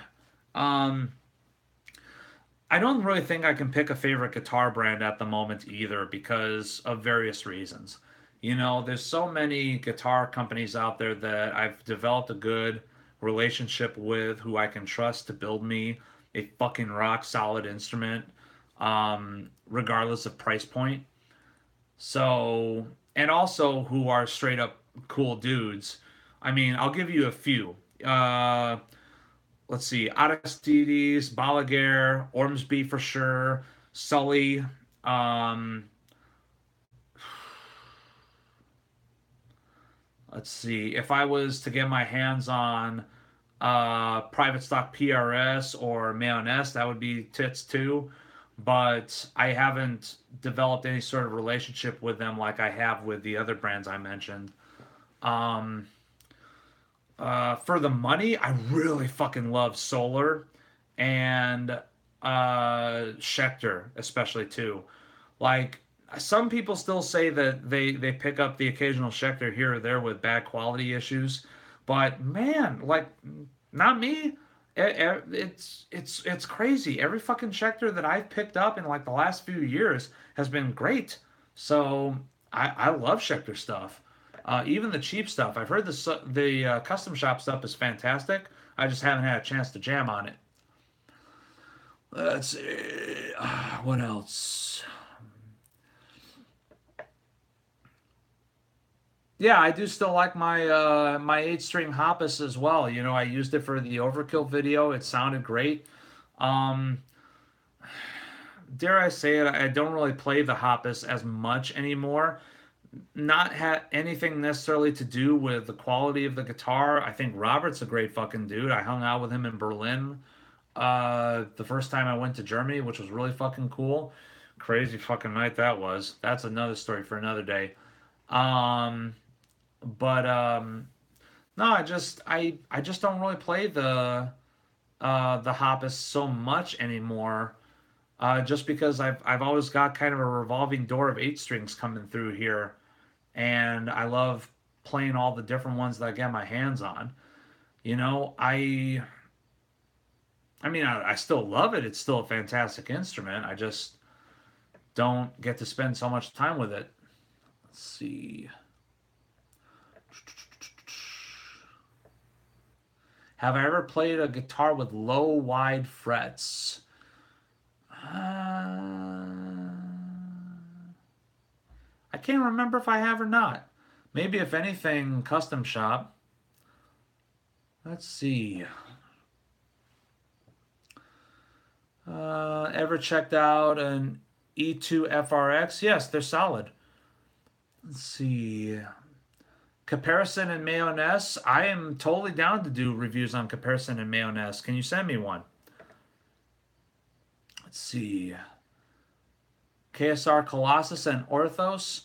Um, the difference between those two versus the Juno is that to me, the Colossus and the Orthos, for lack of a better description, and bearing in mind, this is me being an idiot and not really necessarily knowing what I'm talking about, but to my ears, the Orthos and the Colossus sounded more fucking abrasive. Um, Whereas the Juno sounded a little bit smoother. That's not necessarily to say that it's not as high gain. Quite the fucking contrary. It's just that to me it had a more well-rounded tone, thanks to the fact that it was based on EL34s. Um, the Colossus and the Orthos are still fucking fantastic, but man, dude, that Juno just fucking floored me. It really did. Um, like at this point, if I was to play a if I was to go back to playing tube heads again, I would really fucking want to get my hands on a KSR Juno. That thing, it just impressed me. I mean, it was one of those things where you could literally flick the knobs and just wherever they landed, and it would still sound good. I mean, it was awesome. I loved it. Let's see. Uh,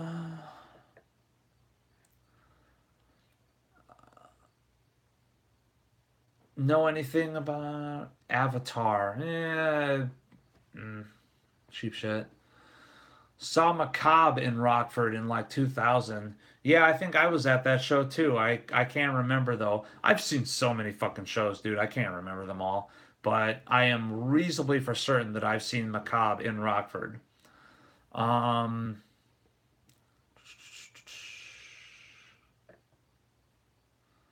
let's see.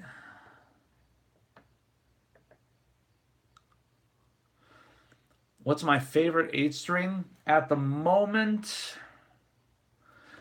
Probably okay. I've already kind of touched on what my favorite eight string I currently own is.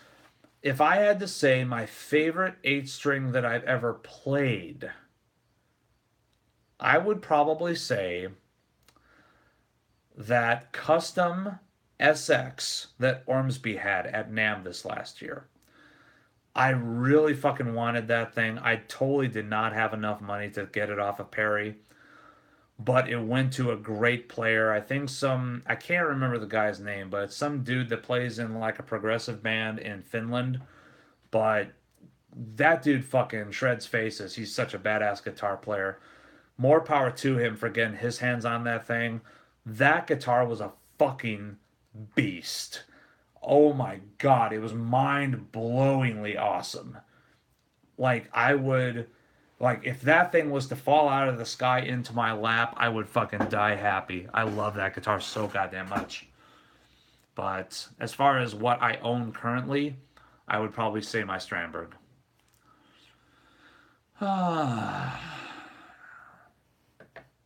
Let's see. What Kemper profiles do I rock? I like the Lassie Lambert stuff. I have not purchased the pack from STL Tones, and the reason why is because the last time I purchased a pack from STL Tones, I thought they were kind of garbage.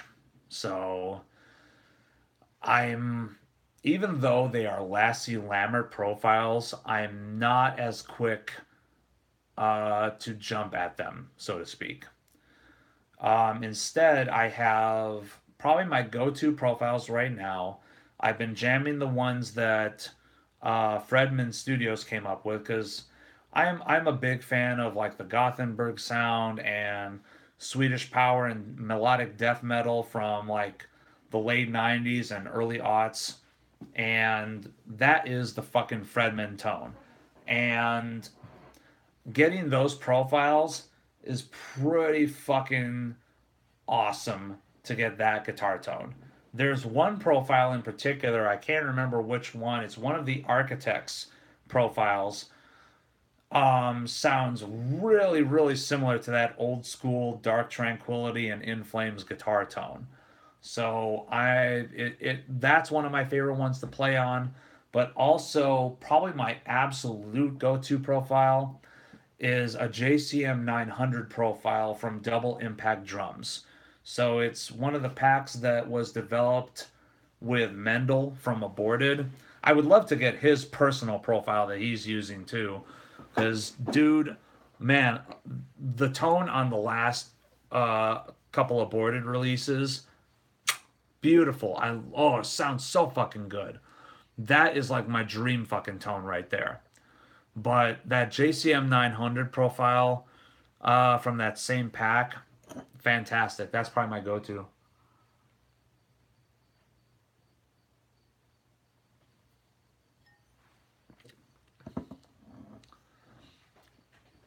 Impending Doom just came out with two new tracks. Why are you not listening to them right now? I promised I wasn't going to do this. It's because Impending Doom bore me. That's why. Let's see.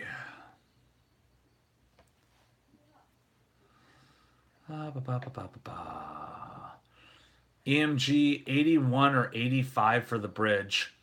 Um, Honestly, neither. I'm kind of over both of those. You should go passive for sure. Um, get one of those Carvin M22 SDs while they're still available. That is one of the best values in a pickup in a long time. 50 bucks for that thing. Also, you should definitely check out Guitarmory. That's a little bit more. I don't want to comment because I haven't looked at their page in a little bit. I want to say like 80, 90 something, maybe ish, roughly. But I've had a lot of great luck with Guitarmory pickups. The Atlas set, I've got a Polaris set that I'm looking to do a review on pretty soon here. But the Atlas set, the Zarbamba, they've got a lot of great stuff. The Fox Bats, I played the Fox Bats at NAM, and those things are really harmonically rich. Not super duper high output, but man, did they have a lot of cool tones coming from that.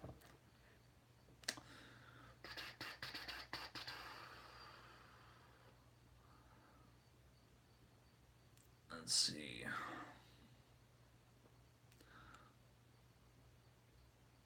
Let's see. You've seen Nergal fuck up on stage. I'm sorry. Sorry about that. Guess you have rotten luck. Aristides. Now, here's the thing about Aristides. Like, I don't necessarily consider them so expensive. And the reason why is because even though there's no wood in them, they are super goddamn resonant. Um, they're extremely resonant and loud instrument, especially when unplugged. But there's a few great things about Aristides. First of all, no matter what pickup you put in an Aristides, and I keep saying this a few times, but I mean it. I mean it. I know it sounds bullshit, but I mean this. Whatever pickup you decide to put in an Aristides, you've never heard it sound better than in that guitar.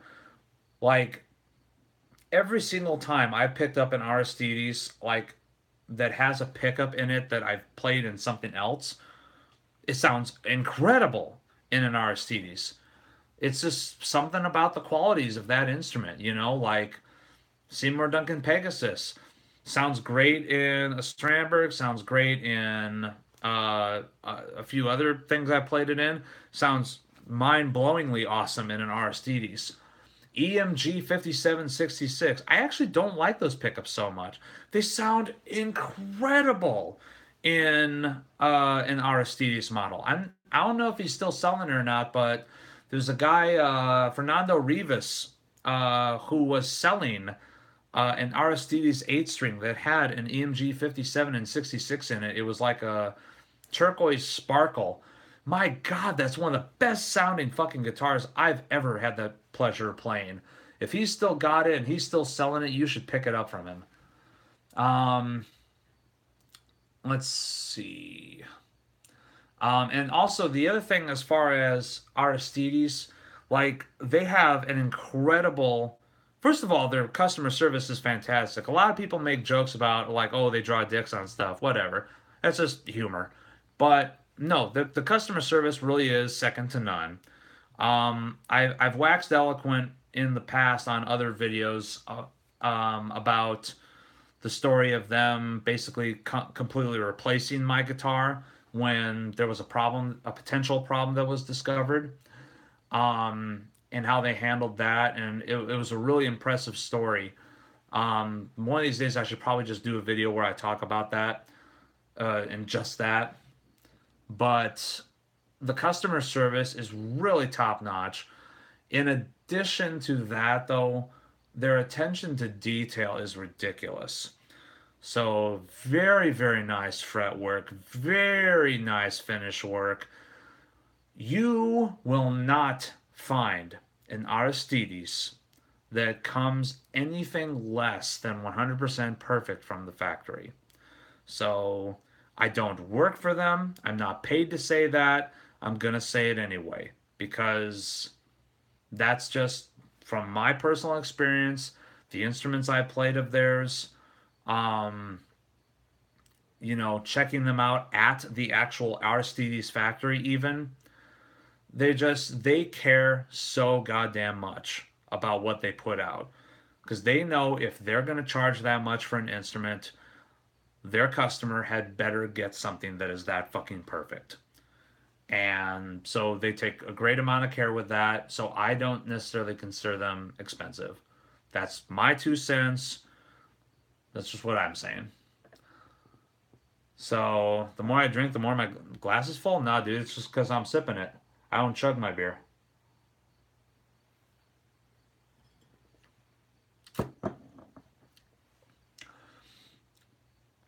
Okay, here's a good question. So the best guitar or favorite guitar that I've ever played. So a lot of you guys have asked me to do a Mayonnaise review. One of these days I would like to. I played a lot of absolutely fantastic stuff in my day. I've got a few instruments here that are kind of irreplaceable and I absolutely love. Probably the number one most incredible guitar I've ever actually just played was a custom. What the fuck is that?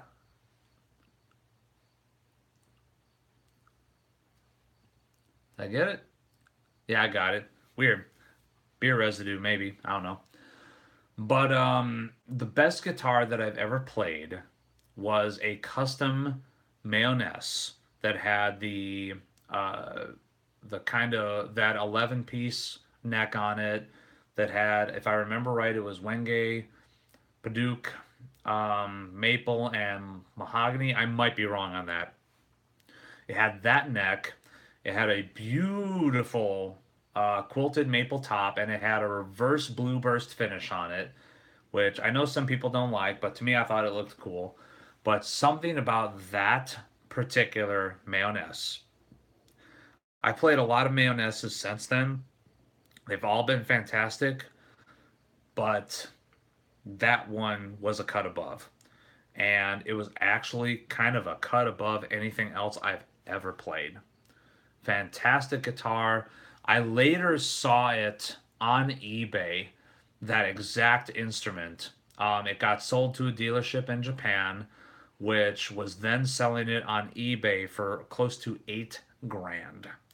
So, not sure if that's how much it was originally being sold for when it was at NAM, but god damn, I just have nothing but fond memories about that particular guitar. And here's the other thing too: it had bare knuckle aftermaths in it, which sounded rough to say the least. I'm not a fan of those pickups at all, but the guitar played so fucking good that I it I couldn't be pissed off about how the thing sounded. It played so fucking good. Let's see. Uh, what's my take on the RG7321? It's not a bad instrument. I think you can definitely upgrade to something uh, something different. It's not a bad instrument. It's just not my fave. Let's see what bands are tickling my fancy currently. Um, this is gonna sound really stupid. I play so many different things on Spotify that sometimes it's tough to keep track of what I'm checking out. I'm actually gonna pull up my Spotify playlist right now because usually like whenever there's a bunch of new releases, like every Friday, I add a bunch of stuff to it and check it out. Sometimes I kind of keep it on that playlist though, so that I can check it out a little bit more. I'm trying to think. God damn, what am I digging lately? Lately I've actually been listening to a lot of Morbid Angel, but that's just because I saw them the other night. Um, Astronoid is always kind of high up on my list. They were actually, believe it or not, they actually spent the night here about a week or so ago, it was a week ago actually, which was pretty fucking cool. I love those dudes. Not only are they great fucking dudes, but they're an incredible fucking band too. If you haven't checked out Astronoid, you really need to do yourself a goddamn favor. Ah, that's one I can tell you about. Earlier, we were talking about Swedish death metal. You need to check out a band called Lick. Lik. Oh my fucking god, that album is so good. It just came out on Metal Blade Records about like a week ago. So good. It's thoroughly awesome from start to finish. Just fucking great. I love that album. Um the new Isan is really really good too.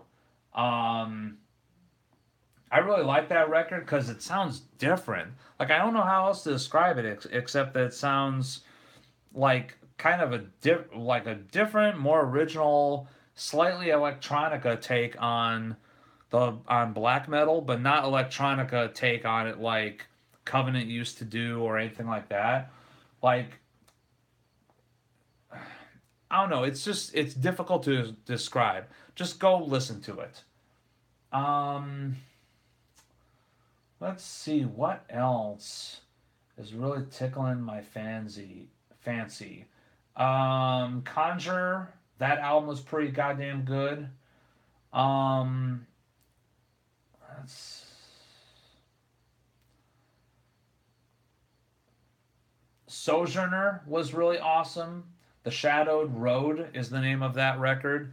That record was pretty goddamn good. New Primordial was awesome too. I loved it. The new Absence album was really fucking good too. So, I mean, I listen to a lot of different stuff and just kind of add it to this playlist and check it out all the time.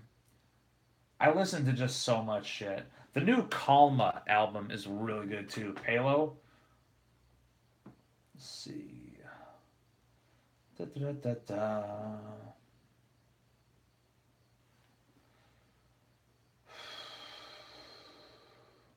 I'm just taking a look through this playlist here, but I'll be back to the fun shit in a minute. I'm just looking to see if there's anything more I can recommend to you guys.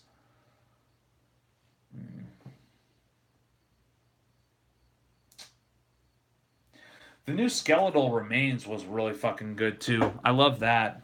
Very old school sounding death metal.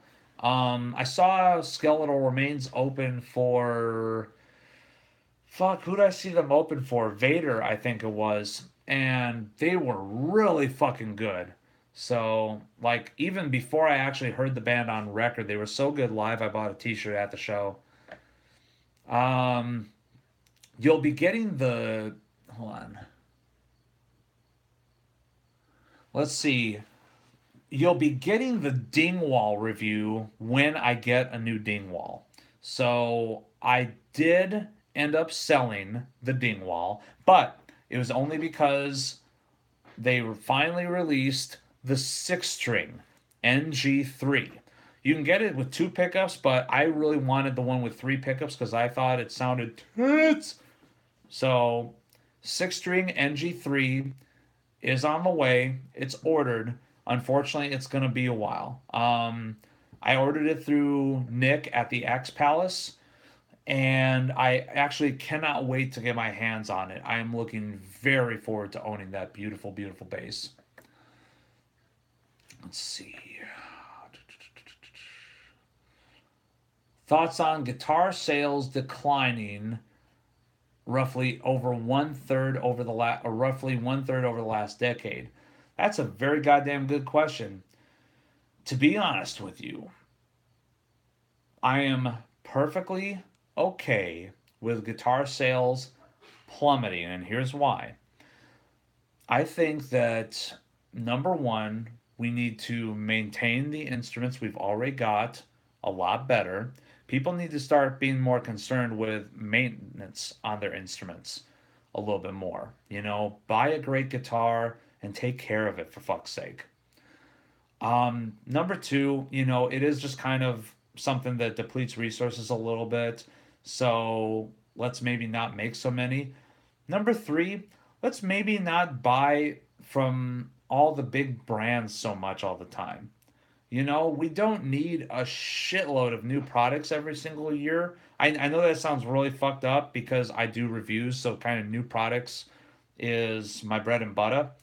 But I would much rather have companies consider putting out less new product, less of each new product, and have them put more time into the development of those products and the build quality, the quality control, the final setup, the finish work, fucking everything that goes into it, and then charge a little bit more for us to get a substantially better quality instrument.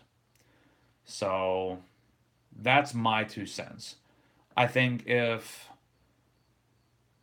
companies would go back to making instruments on a little bit less mass production and a little bit more custom order, one off, I feel like they could give a little bit more attention to detail and create better instruments. So I know that's a very unpopular thing, but whatever.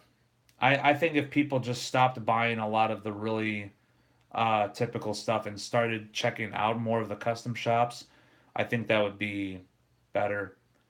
So, and I understand not all custom shops are created equal. You're going to find a lot of really, really awful custom shops out there because there again, like I was mentioning earlier, there's a lot of guys that claim to be luthiers who kind of put out a lot of awful crap.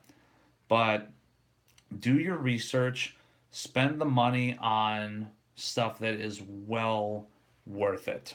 You know, play something that the guy already built for another customer before if you can. But yeah, do your research, do your homework, find great builders making great instruments. Let's see, what else? If my house was on fire, what guitar would you grab on the way out? Um,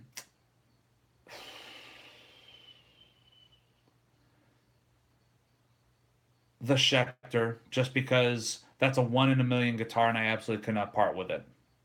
So I'm confident that like if something were to happen to the Orms BSX, that Perry and Jet and all those guys could come up with another instrument that is equally as fucking good because that's how consistent they are. If something were to happen to the Balaguer, same thing. I trust Joe to make me another instrument that is every bit as good. I can say that about most of the instruments that I've got. That Schecter is one in a fucking million. So that would be the one that I would save.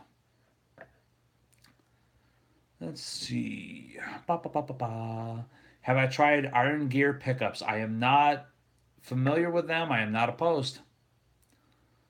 Let's see.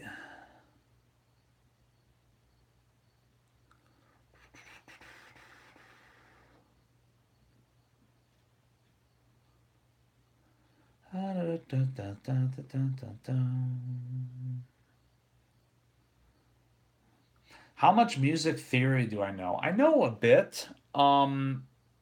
I would not say I'm an expert by any stretch, but I did take some courses when I was in college. Um, and that was my primary focus was music theory and music history. So, I mean, I know enough to kind of get by to a certain extent. You know, like I was mentioning before with like my guitar playing, I'm a bit of a hack, I think. Oh, thank you. Holy shit. Dude, art. That I appreciate that so much. I didn't expect that at all. Um Fuck, hold on guys. I'm going to hit this guy's question real quick. What stack and head do you prefer? So, I mean, that's the least I can do. Dude just donated money to me. I appreciate you. Um, so depends on the price point.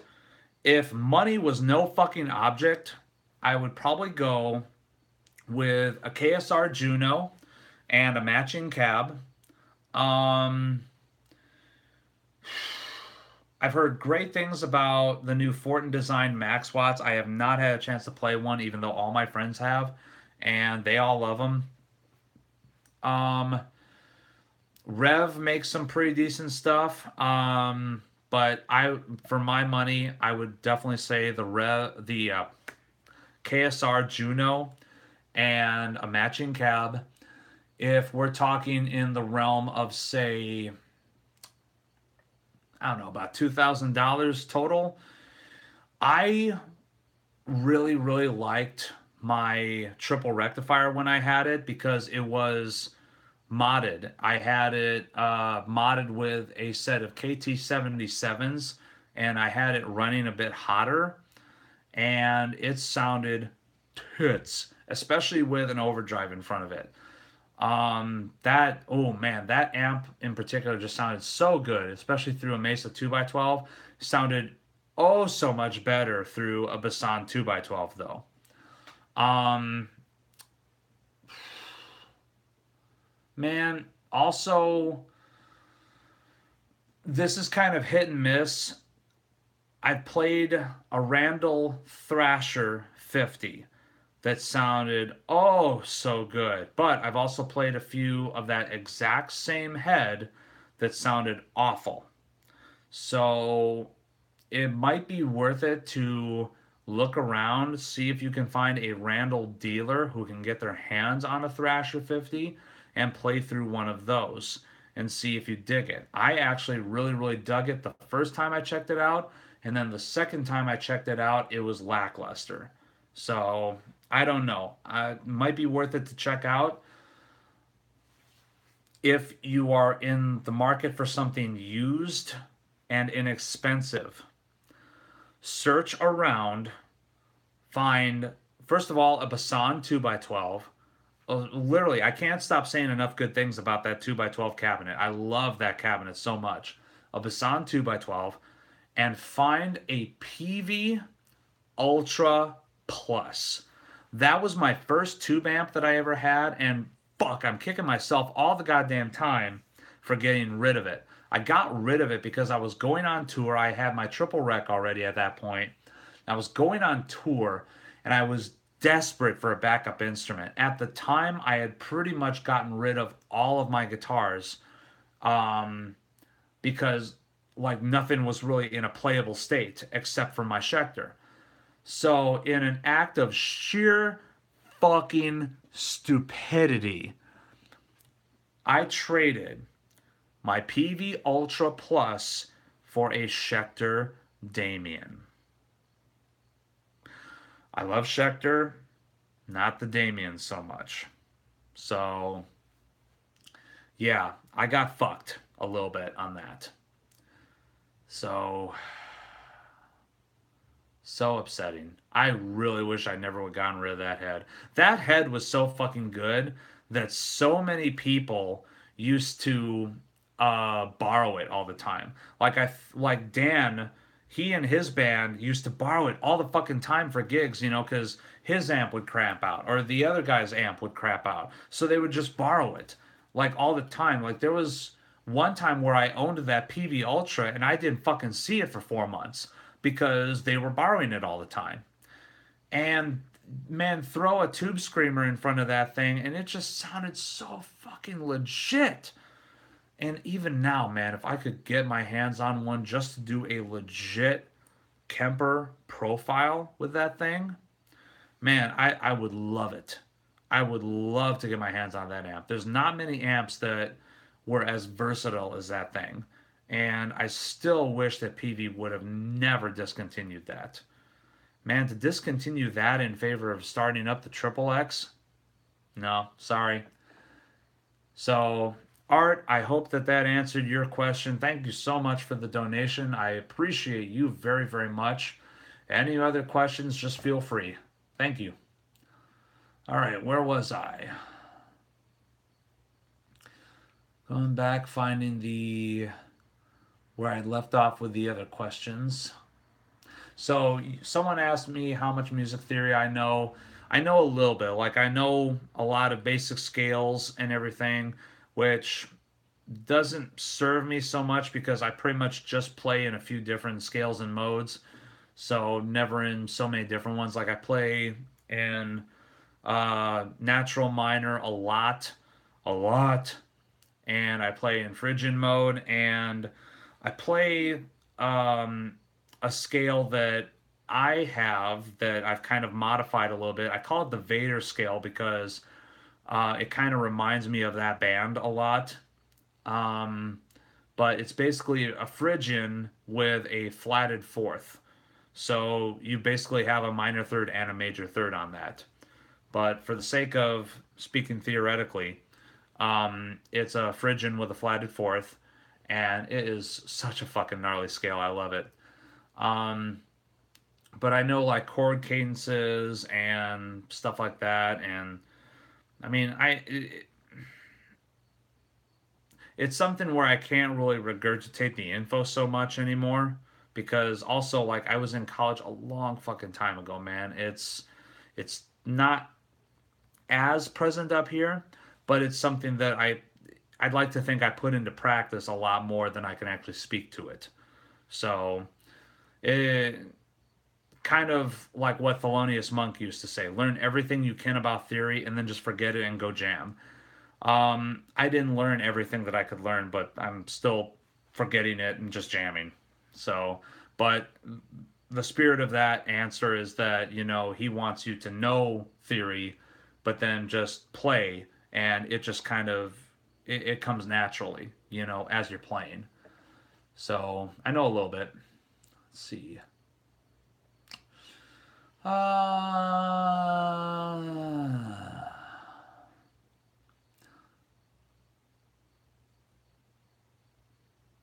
What luthier? Oh, I'll tell you at some point.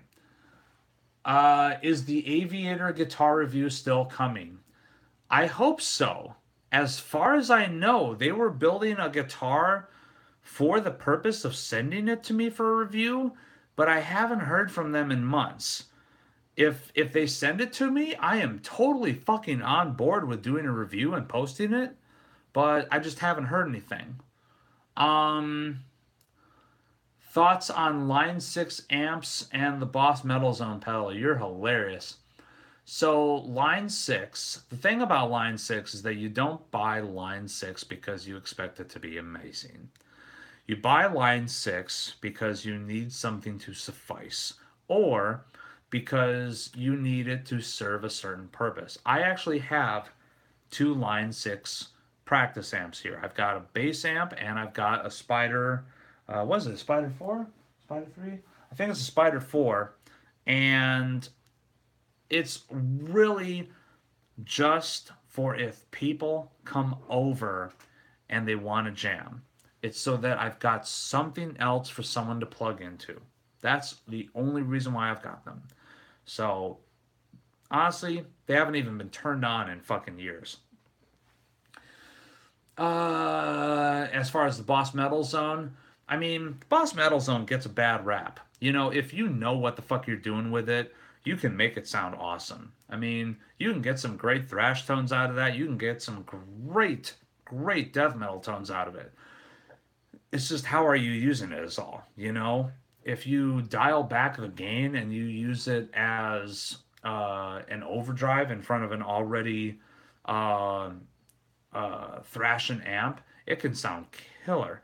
I mean, the Boss Metal Zone is kind of one of the keys to the Cannibal Corpse tone for years.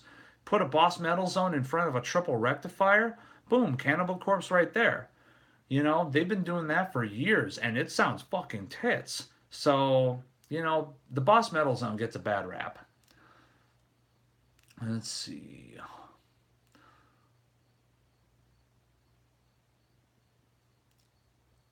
Locking nut tremolo systems. Man, I like pretty much anything that's a Floyd.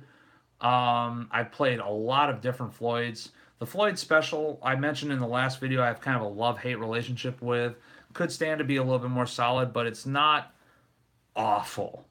It's just not incredible, is all. But like I love the 1000 series and the 1500 series stuff that you see on a lot of Schecters these days. I think those are pretty solid. An original Floyd Rose is fantastic. Um, Obviously, Ibanez, like the Low Pro Edge, is fantastic. Edge Pros are great. One of my favorite trims, this one doesn't get talked about very often, but I used to have an Ibanez. Let me see if I get the member or the model name right. It was an S7420, 24 fret S series 7 string that had the 0 point tremolo on it. And man, that thing was fucking rock solid on that. Like, that was probably the most stable trem I've ever used. Bang around on that thing and it would always bounce back perfectly in tune. So, but that was kind of, that could have been just that specific instrument too. That could have been a one in an instrument or one in a million instrument. Who knows? Oh, someone mentioned Siggy Brown. Siggy Brown makes some absolutely fantastic stuff. I love his guitars.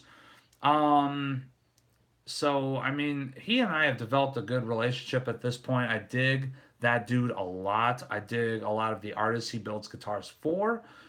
And I mean, honestly, those two guitars that he sent me for review were fucking cool. So I've got nothing but good things to say about Siggy Brown.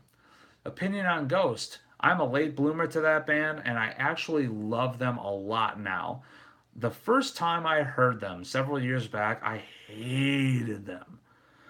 Not only did I hate them, but I hated what everyone said about them. Everyone would always talk about, oh my god, they sound like Merciful Fate. No, they fucking don't. Don't ever say that Ghost sounds like Merciful Fate. You are disrespecting Merciful Fate. You are disrespecting Ghost, in my opinion, on both counts right there.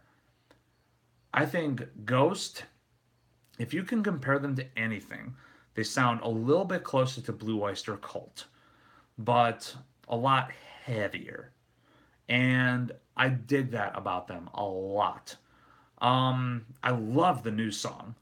I love the last album, that EP that they had briefly before they just put it on as a extended bonus version of the new album or the last album, I should say. I don't mind Ghost at all. I think they're a pretty goddamn awesome band at this point. Let's see. Thoughts on the ESP-E2 brand? I mean, I dig it. I think that it's a rock solid instrument. I'm really kind of sad that they don't hold their resale value so much. You know, I mean, those things are brand new, typically about 1,700 bucks, and if it's a choice between spending $1,700 on an ESP-E2 versus an Ibanez Prestige, trigger warning, I'm gonna pick the E2. I've had a lot of rotten luck with Ibanez models in the last few years, so I can't fully say that you should check out an Ibanez Prestige. I know that's like a hot thing, like, oh my God, get a used Prestige, get a used Prestige. No, spend the money on something that you know is going to be awesome. And I'm sorry, I've had a lot of bad experiences with Ibanez Prestiges and Premiums and J Customs and pretty much anything Ibanez.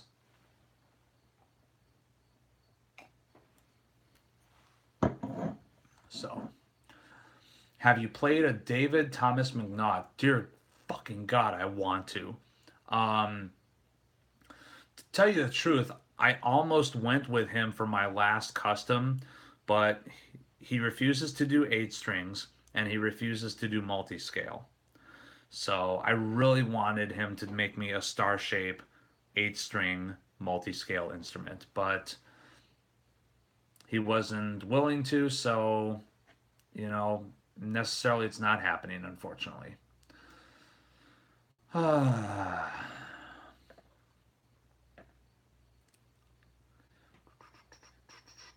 Let's see what other questions you guys got. I think I'm almost to the end here.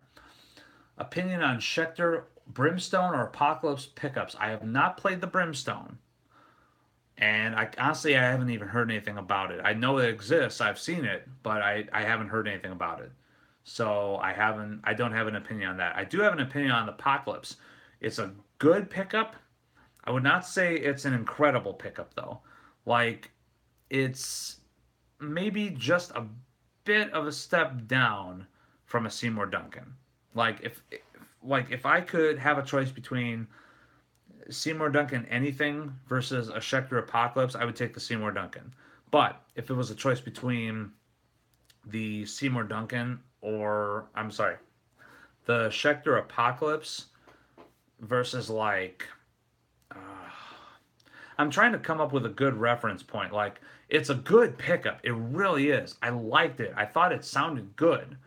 It just didn't sound incredible. So I don't really know how else to describe it. Um, with a budget of 2K or less, what 6 or 7 string would you go for? Bone stock. That's tough, dude. There's so many good fucking guitars out there. Really.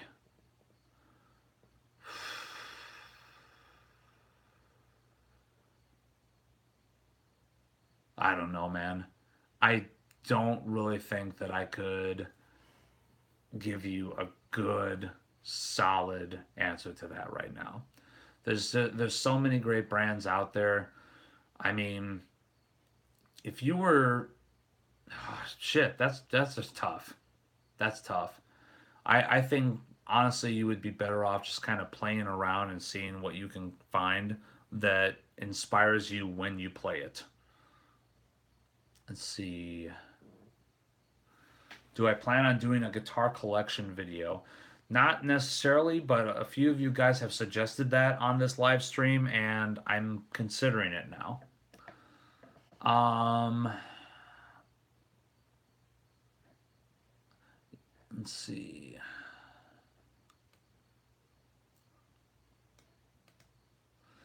Any thoughts on Marshall Valve State? If you get the 8100, it's a fucking solid amp. Anything else from them, not so much. Not so much. Tube amp. What tubes do I prefer? Now, here again, I'm not the best expert, but I will say I've had incredible good fortune with a triple rectifier that had KT77s. To me, it was kind of a perfect halfway point between the 6L6 and the EL34. I loved it. I didn't have enough balls to get a set of KT88s, otherwise, I would have tried those. But no, I love the KT77s. Have you tried any angles? Yes, I've tried quite a few. My favorite up to this point is actually the Extreme Aggression model that they did for Mill from Creator a few years back. I thought that amp was absolutely tits. It was kind of bare bones basic, but man, it just ripped. I loved it. No, I will not check out a fucking Legator.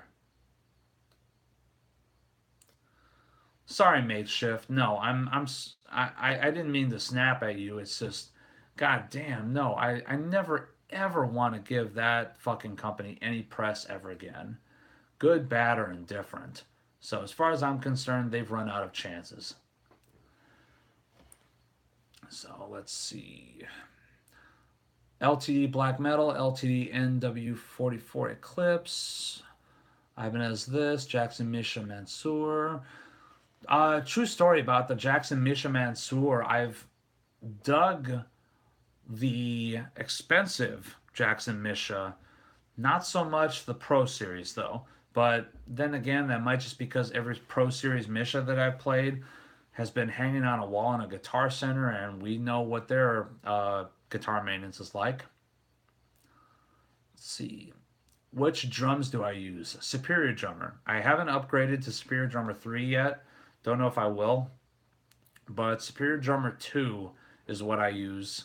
And I really like it. I love its ease of use.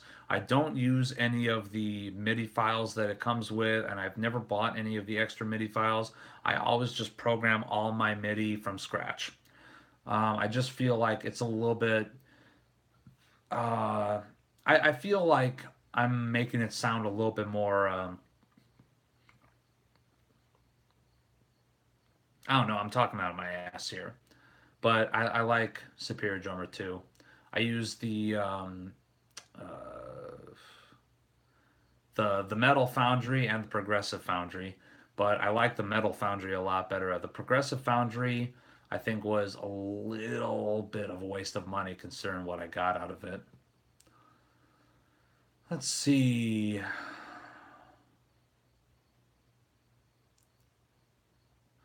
Do I dare try? Um, so Mike or not, you actually had me going there for a second. So, do I dare try Brutality? Okay. Carolina Reaper? Interesting. IPA? No. I'm sorry. An IPA, if, oh, oh man. IPAs are such fucking horrible beers. They're just terrible. Why does anyone drink that shit? It's just so bitter. Like, oh man, I like my beer to have a little bit more flavor, and I've never understood how people can dig IPAs. It just it's just weird to me that people dig it so much.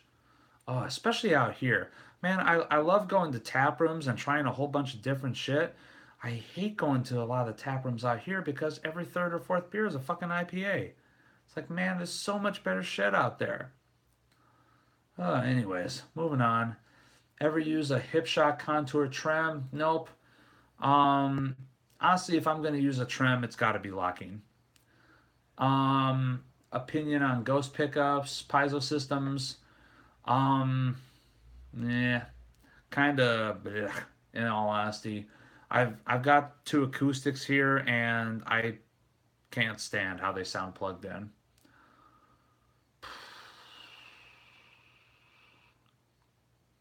Dennis, I love my German viewers. I love Germany in general. At the very, very beginning of this live stream, I mentioned that I am going to be going to Germany again in October. I've been invited to GitCon in Marknenkirchen, Germany. I can't fucking wait, man. See, this to me is like the biggest measure of my success on YouTube is like all I'm doing is just doing fucking guitar reviews just because I'm bored. And here, I've been offered a chance to go to visit my favorite country that I've ever been to for guitar related stuff. God damn, that makes me feel so fucking good. Let's see. Thoughts on Richlight? I love it. I have one of the first Aristides with a Richlight board, and it's fucking durable as shit. So I've had it for a few years now. I love it. Let's see. It's kind of bright and snappy too. It definitely is tonally similar to Ebony. Let's see. Opinions on Steph Carpenter 7 or 8 string signature models. If you're talking about the guitars, I think that they're pretty decent, except mid pickup for what? Put a neck pickup in there like an adult. As far as the Fishman pickups goes, the Steph Carpenter Fishmans are literally the only bad Fishmans that I've heard up to this point. So those pickups are awful. Let's see. So, and we've reached the end here. All the other questions, um, Well, most of the other questions there, I've already answered at other points here. Are you still not the biggest Kiesel fan? I can actually dig a Kiesel, but the thing that I don't like about him, well, I'm not going to get into personal matters, but like lately they've been a little inconsistent. Do your own research on that, whatever. Um, but um, I think Kiesels at a certain price point are fantastic, and there's not much better for them for that price point for that amount of money. Like in like the 15, like up to about maybe like I don't know, 1500, $1,800, something like that. Kiesel is one of the best instruments that you can get, in my opinion. I think they play phenomenally. Sometimes the quality is a little suspect on a few things, and I am not really in agreement with some of the upcharges that they offer for certain features. I think that some of those upcharges are fucking ridiculous. Um, but I think that they're. I think a lot of times you're paying upcharges for just shit that's cosmetic on a Kiesel, and I don't know. For lack of a better way of describing it, it's just if I'm going to spend that kind of money, I want a guitar that's going to play like I spent that kind of money.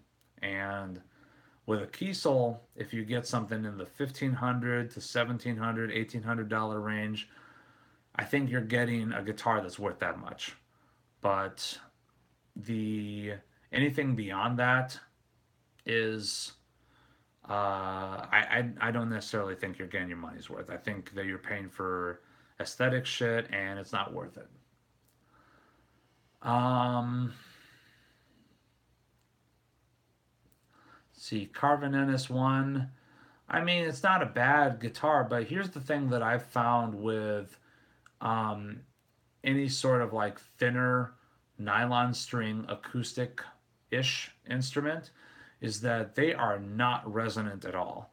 So when I was first starting to take classical lessons when I was in college, um, I played a few different instruments. Like I actually played a used Carvin that had the nylon strings on it, and it was just really kind of dead. It was not a very resonant instrument at all.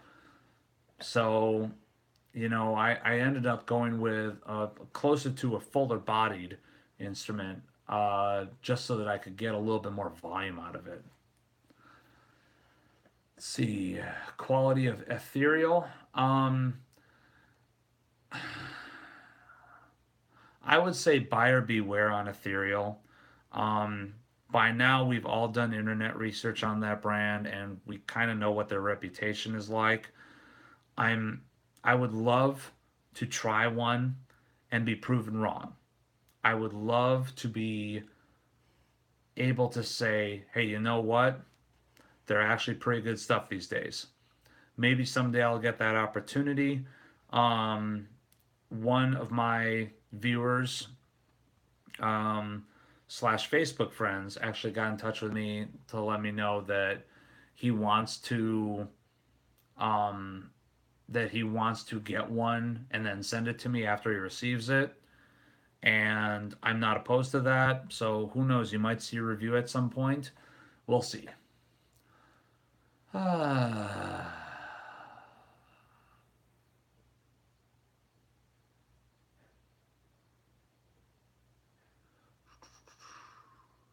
Close up picture of the fretwork. I try to sometimes, but it, sometimes it just kind of falls into that same category of like when I was mentioning earlier about including the dry tracks in the description for these videos. Sometimes it's just one of those things where, man, I'm just too lazy to do it. You know, I would love to though. I'd love to be able to remember that every single time. Do I like Lundgren pickups? I gotta be honest, I have not had enough experience with Lundgrens. So a lot of people talk mad game about how they're incredible. I have not had enough. I can't really say, to be honest with you. Have I ever tried a Halo? Yes, it was absolute dog shit. I've heard that a good amount of money spent on a custom Halo is a little bit different, and I'd be anxious to see if that's correct. Let's see. Have you tried a Damon S? I have. It was a pretty solidly built instrument. Not the most inspiring instrument I've ever played, though. Um, I there again another one where I'd love to be proven wrong. I'd love to be proven that it was just that particular guitar. I'd love to do a review of one at some point. Have I tried a Lawler pickup? I have not yet. But you asked, or earlier someone asked about reviews that are coming up, and I do have. I'm going to show it to you guys again. I have a set of the new Lawler DB that I'm going to be doing a review on here at some point. I'm going to be doing a comparison video too, where I compare it with the 500K pots that are currently in my pickup tester guitar. And then I'm going to replace those pots, and basically I'm just going to overhaul the electronics with 1 meg, which is what Lawler has told me is really what this should be played with. So I've heard many great things about this pickup. I'm looking very forward to plugging it in and checking them out. It's not just this one either. I've got a full set ready to go, but I'm looking very forward to checking those out. So good question about the Lawler. Let's see. I'm gonna wrap this up here pretty soon, guys. What tools do I use for setting up your guitars? I'll be honest, I don't even know what I've got. I've got, all the hex screws and Phillips head, flathead, whatever. You know, I just kind of use what's around, stuff that I use on everything else. I don't really have a lot of special tools. I kind of taught myself how to do a fret dressing, and I've had mixed results. I've had one guitar that I kind of mucked up a little bit doing the fret dressing, but I learned a lot from doing that fret dressing on what not to do. So the next time that I did a fret dressing was really good. And I've got a real deal StewMac fret file that I use for that. So I can make the nice rounded fret edges on the edge of a board now, which is pretty cool. But honestly, I just, besides that fret file, I just use whatever I get at Home Depot or Lowe's. Let's see.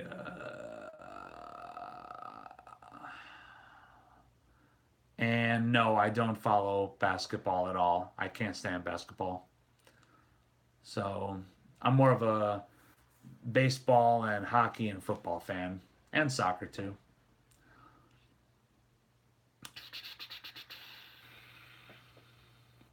Have I tried Ibanez J Custom? Yeah, and honestly, I haven't had good luck with those. I think they've been kind of blech. Um, I do not still have the 10 string. Um, I sold it to a gentleman named Connor who is using it now. Um, Honestly, 10 string was kind of too much for me. Even the 9 string that I've got is still a little bit much. So I kind of want to try it again though, just to see if I can get used to it again. Uh,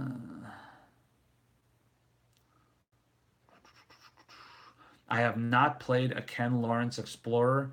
I would love to. I've heard they are 100% top-notch instruments, just not had an opportunity. Let's see.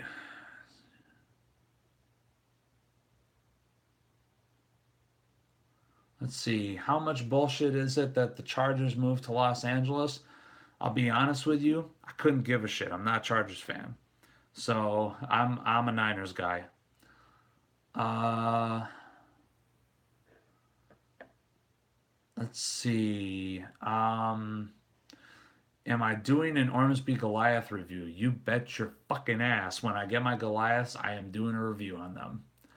Thoughts on Mayonis Regius? I did mention earlier that the single best guitar that I ever played was a Custom Shop Regis. I love that guitar so much.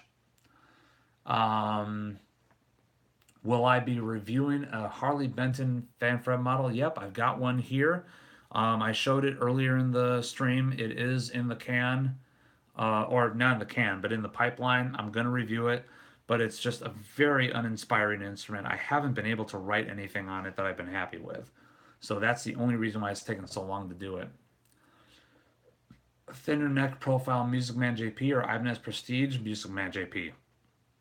I don't like Ibanez Prestige, to be honest with you. I think I like the neck profile, but just I don't know if it's a choice between a Music Man JP or an Ibanez Prestige. I'm gonna pick the Music Man because I feel like it'll be uh, better QC across the board, more consistent. I do not have any music on Spotify or available for streaming uh, per se. I'm working on that. I'm working on an EP. I'm probably gonna write a few other EPs and get those up as well. I will uh, give you. There is a. I'm sorry. There is one artist that you can check out on Spotify. I do have an album on Spotify. Look up the artist Mad Alice. I'm gonna actually get the title of the album. It's been so fucking long since I listened to it. I don't even remember. Okay. The name of the artist is Mad Alice, all one word, Madalice. And the name of the album is called In Dreams. I kind of ghost wrote that whole album with Allison, the singer, and I played all the guitar and bass on that album. And it was one of those things where kind of, admittedly, while I was doing it, I wasn't really feeling it so much, but I did it anyway. And then when I went back and re-listened to it again about 6 months after it came out, I was like, what the fuck was I concerned about? This is a goddamn solid record, and I should be really fucking proud of it. And I am really fucking proud of it. And Allison is a badass singer. If you want to check out her more recent shit, she is the singer for Davicius from Portland, Oregon. I'm probably saying that wrong, and there just came out my Midwestern Tourette's, Oregon. No, from Portland, Oregon. Um, Allison is the singer for Davitius, or however it's pronounced. Divitius. That band is tits. Her solo project is Mad Alice, all one word, Madalice. And check out the album In Dreams. That is literally the only album I have for streaming on Spotify right now. Let's see. Aristides worth the 3K price tag? Yes. I mentioned that earlier. I don't consider Aristides expensive at all, considering what you get. I'm not going to go as into depth with it right now. Just kind of go back however long ago it was that I answered that question. YouTube music gear reviewers that you watch. Honestly, I just kind of watch anything that comes up. I love Ola. I love Fluff. I love Jared when he does a review. Um let's see. Oh God, I'm trying to remember everyone's names. The Tone King is not bad. I dig a lot of his stuff. Pete Thorne, I dig a lot. Oh gosh, why am I blanking right now? I must be tired or something. Um, fuck. I, I can't help it, guys. I'm blanking a little bit right now. Um, what's his name? Samurai something. Uh, Six String Samurai. I don't remember, but I really love his. I like his stuff. I can't. I'm blanking on their names. Fuck me. Jeez. Um, let's see. Charles Caswell's cool. Legator is not. There again, I don't want to even give them any sort of fucking press anymore. Uh, current shred guitarist that is active, Tony McAlpine. He's kind of always been my favorite shred guitarist. Um, let's see. I would love to see me review a Sir Pro Modern too. Samurai guitarist, thank you so much. That guy is fucking awesome. I was just watching one of his videos right before I did this live stream actually, and I love that guy's stuff, but I can never remember his name. See, I am excited about the new Obscura. I actually really like the last record, so I'm looking forward to it. Uh, you have two Steph Carpenter models. What pickups would I suggest? Any other Fishman would be fine. I love the Tosins. No, I actually I really love the Fishman Tostins actually, so much so that in my next custom that I'm getting made um, by Roars Guitars, um, that is the pickup set that I'm getting put in that guitar. So, okay, guys, my voice is actually starting to get hoarse. We're going on 3 fucking hours now. I'm going to call it at this point. I'm fucking tired. I'm gonna finish my beer. Mm. I'm gonna leave this video up so that people can check out all the questions that I answered.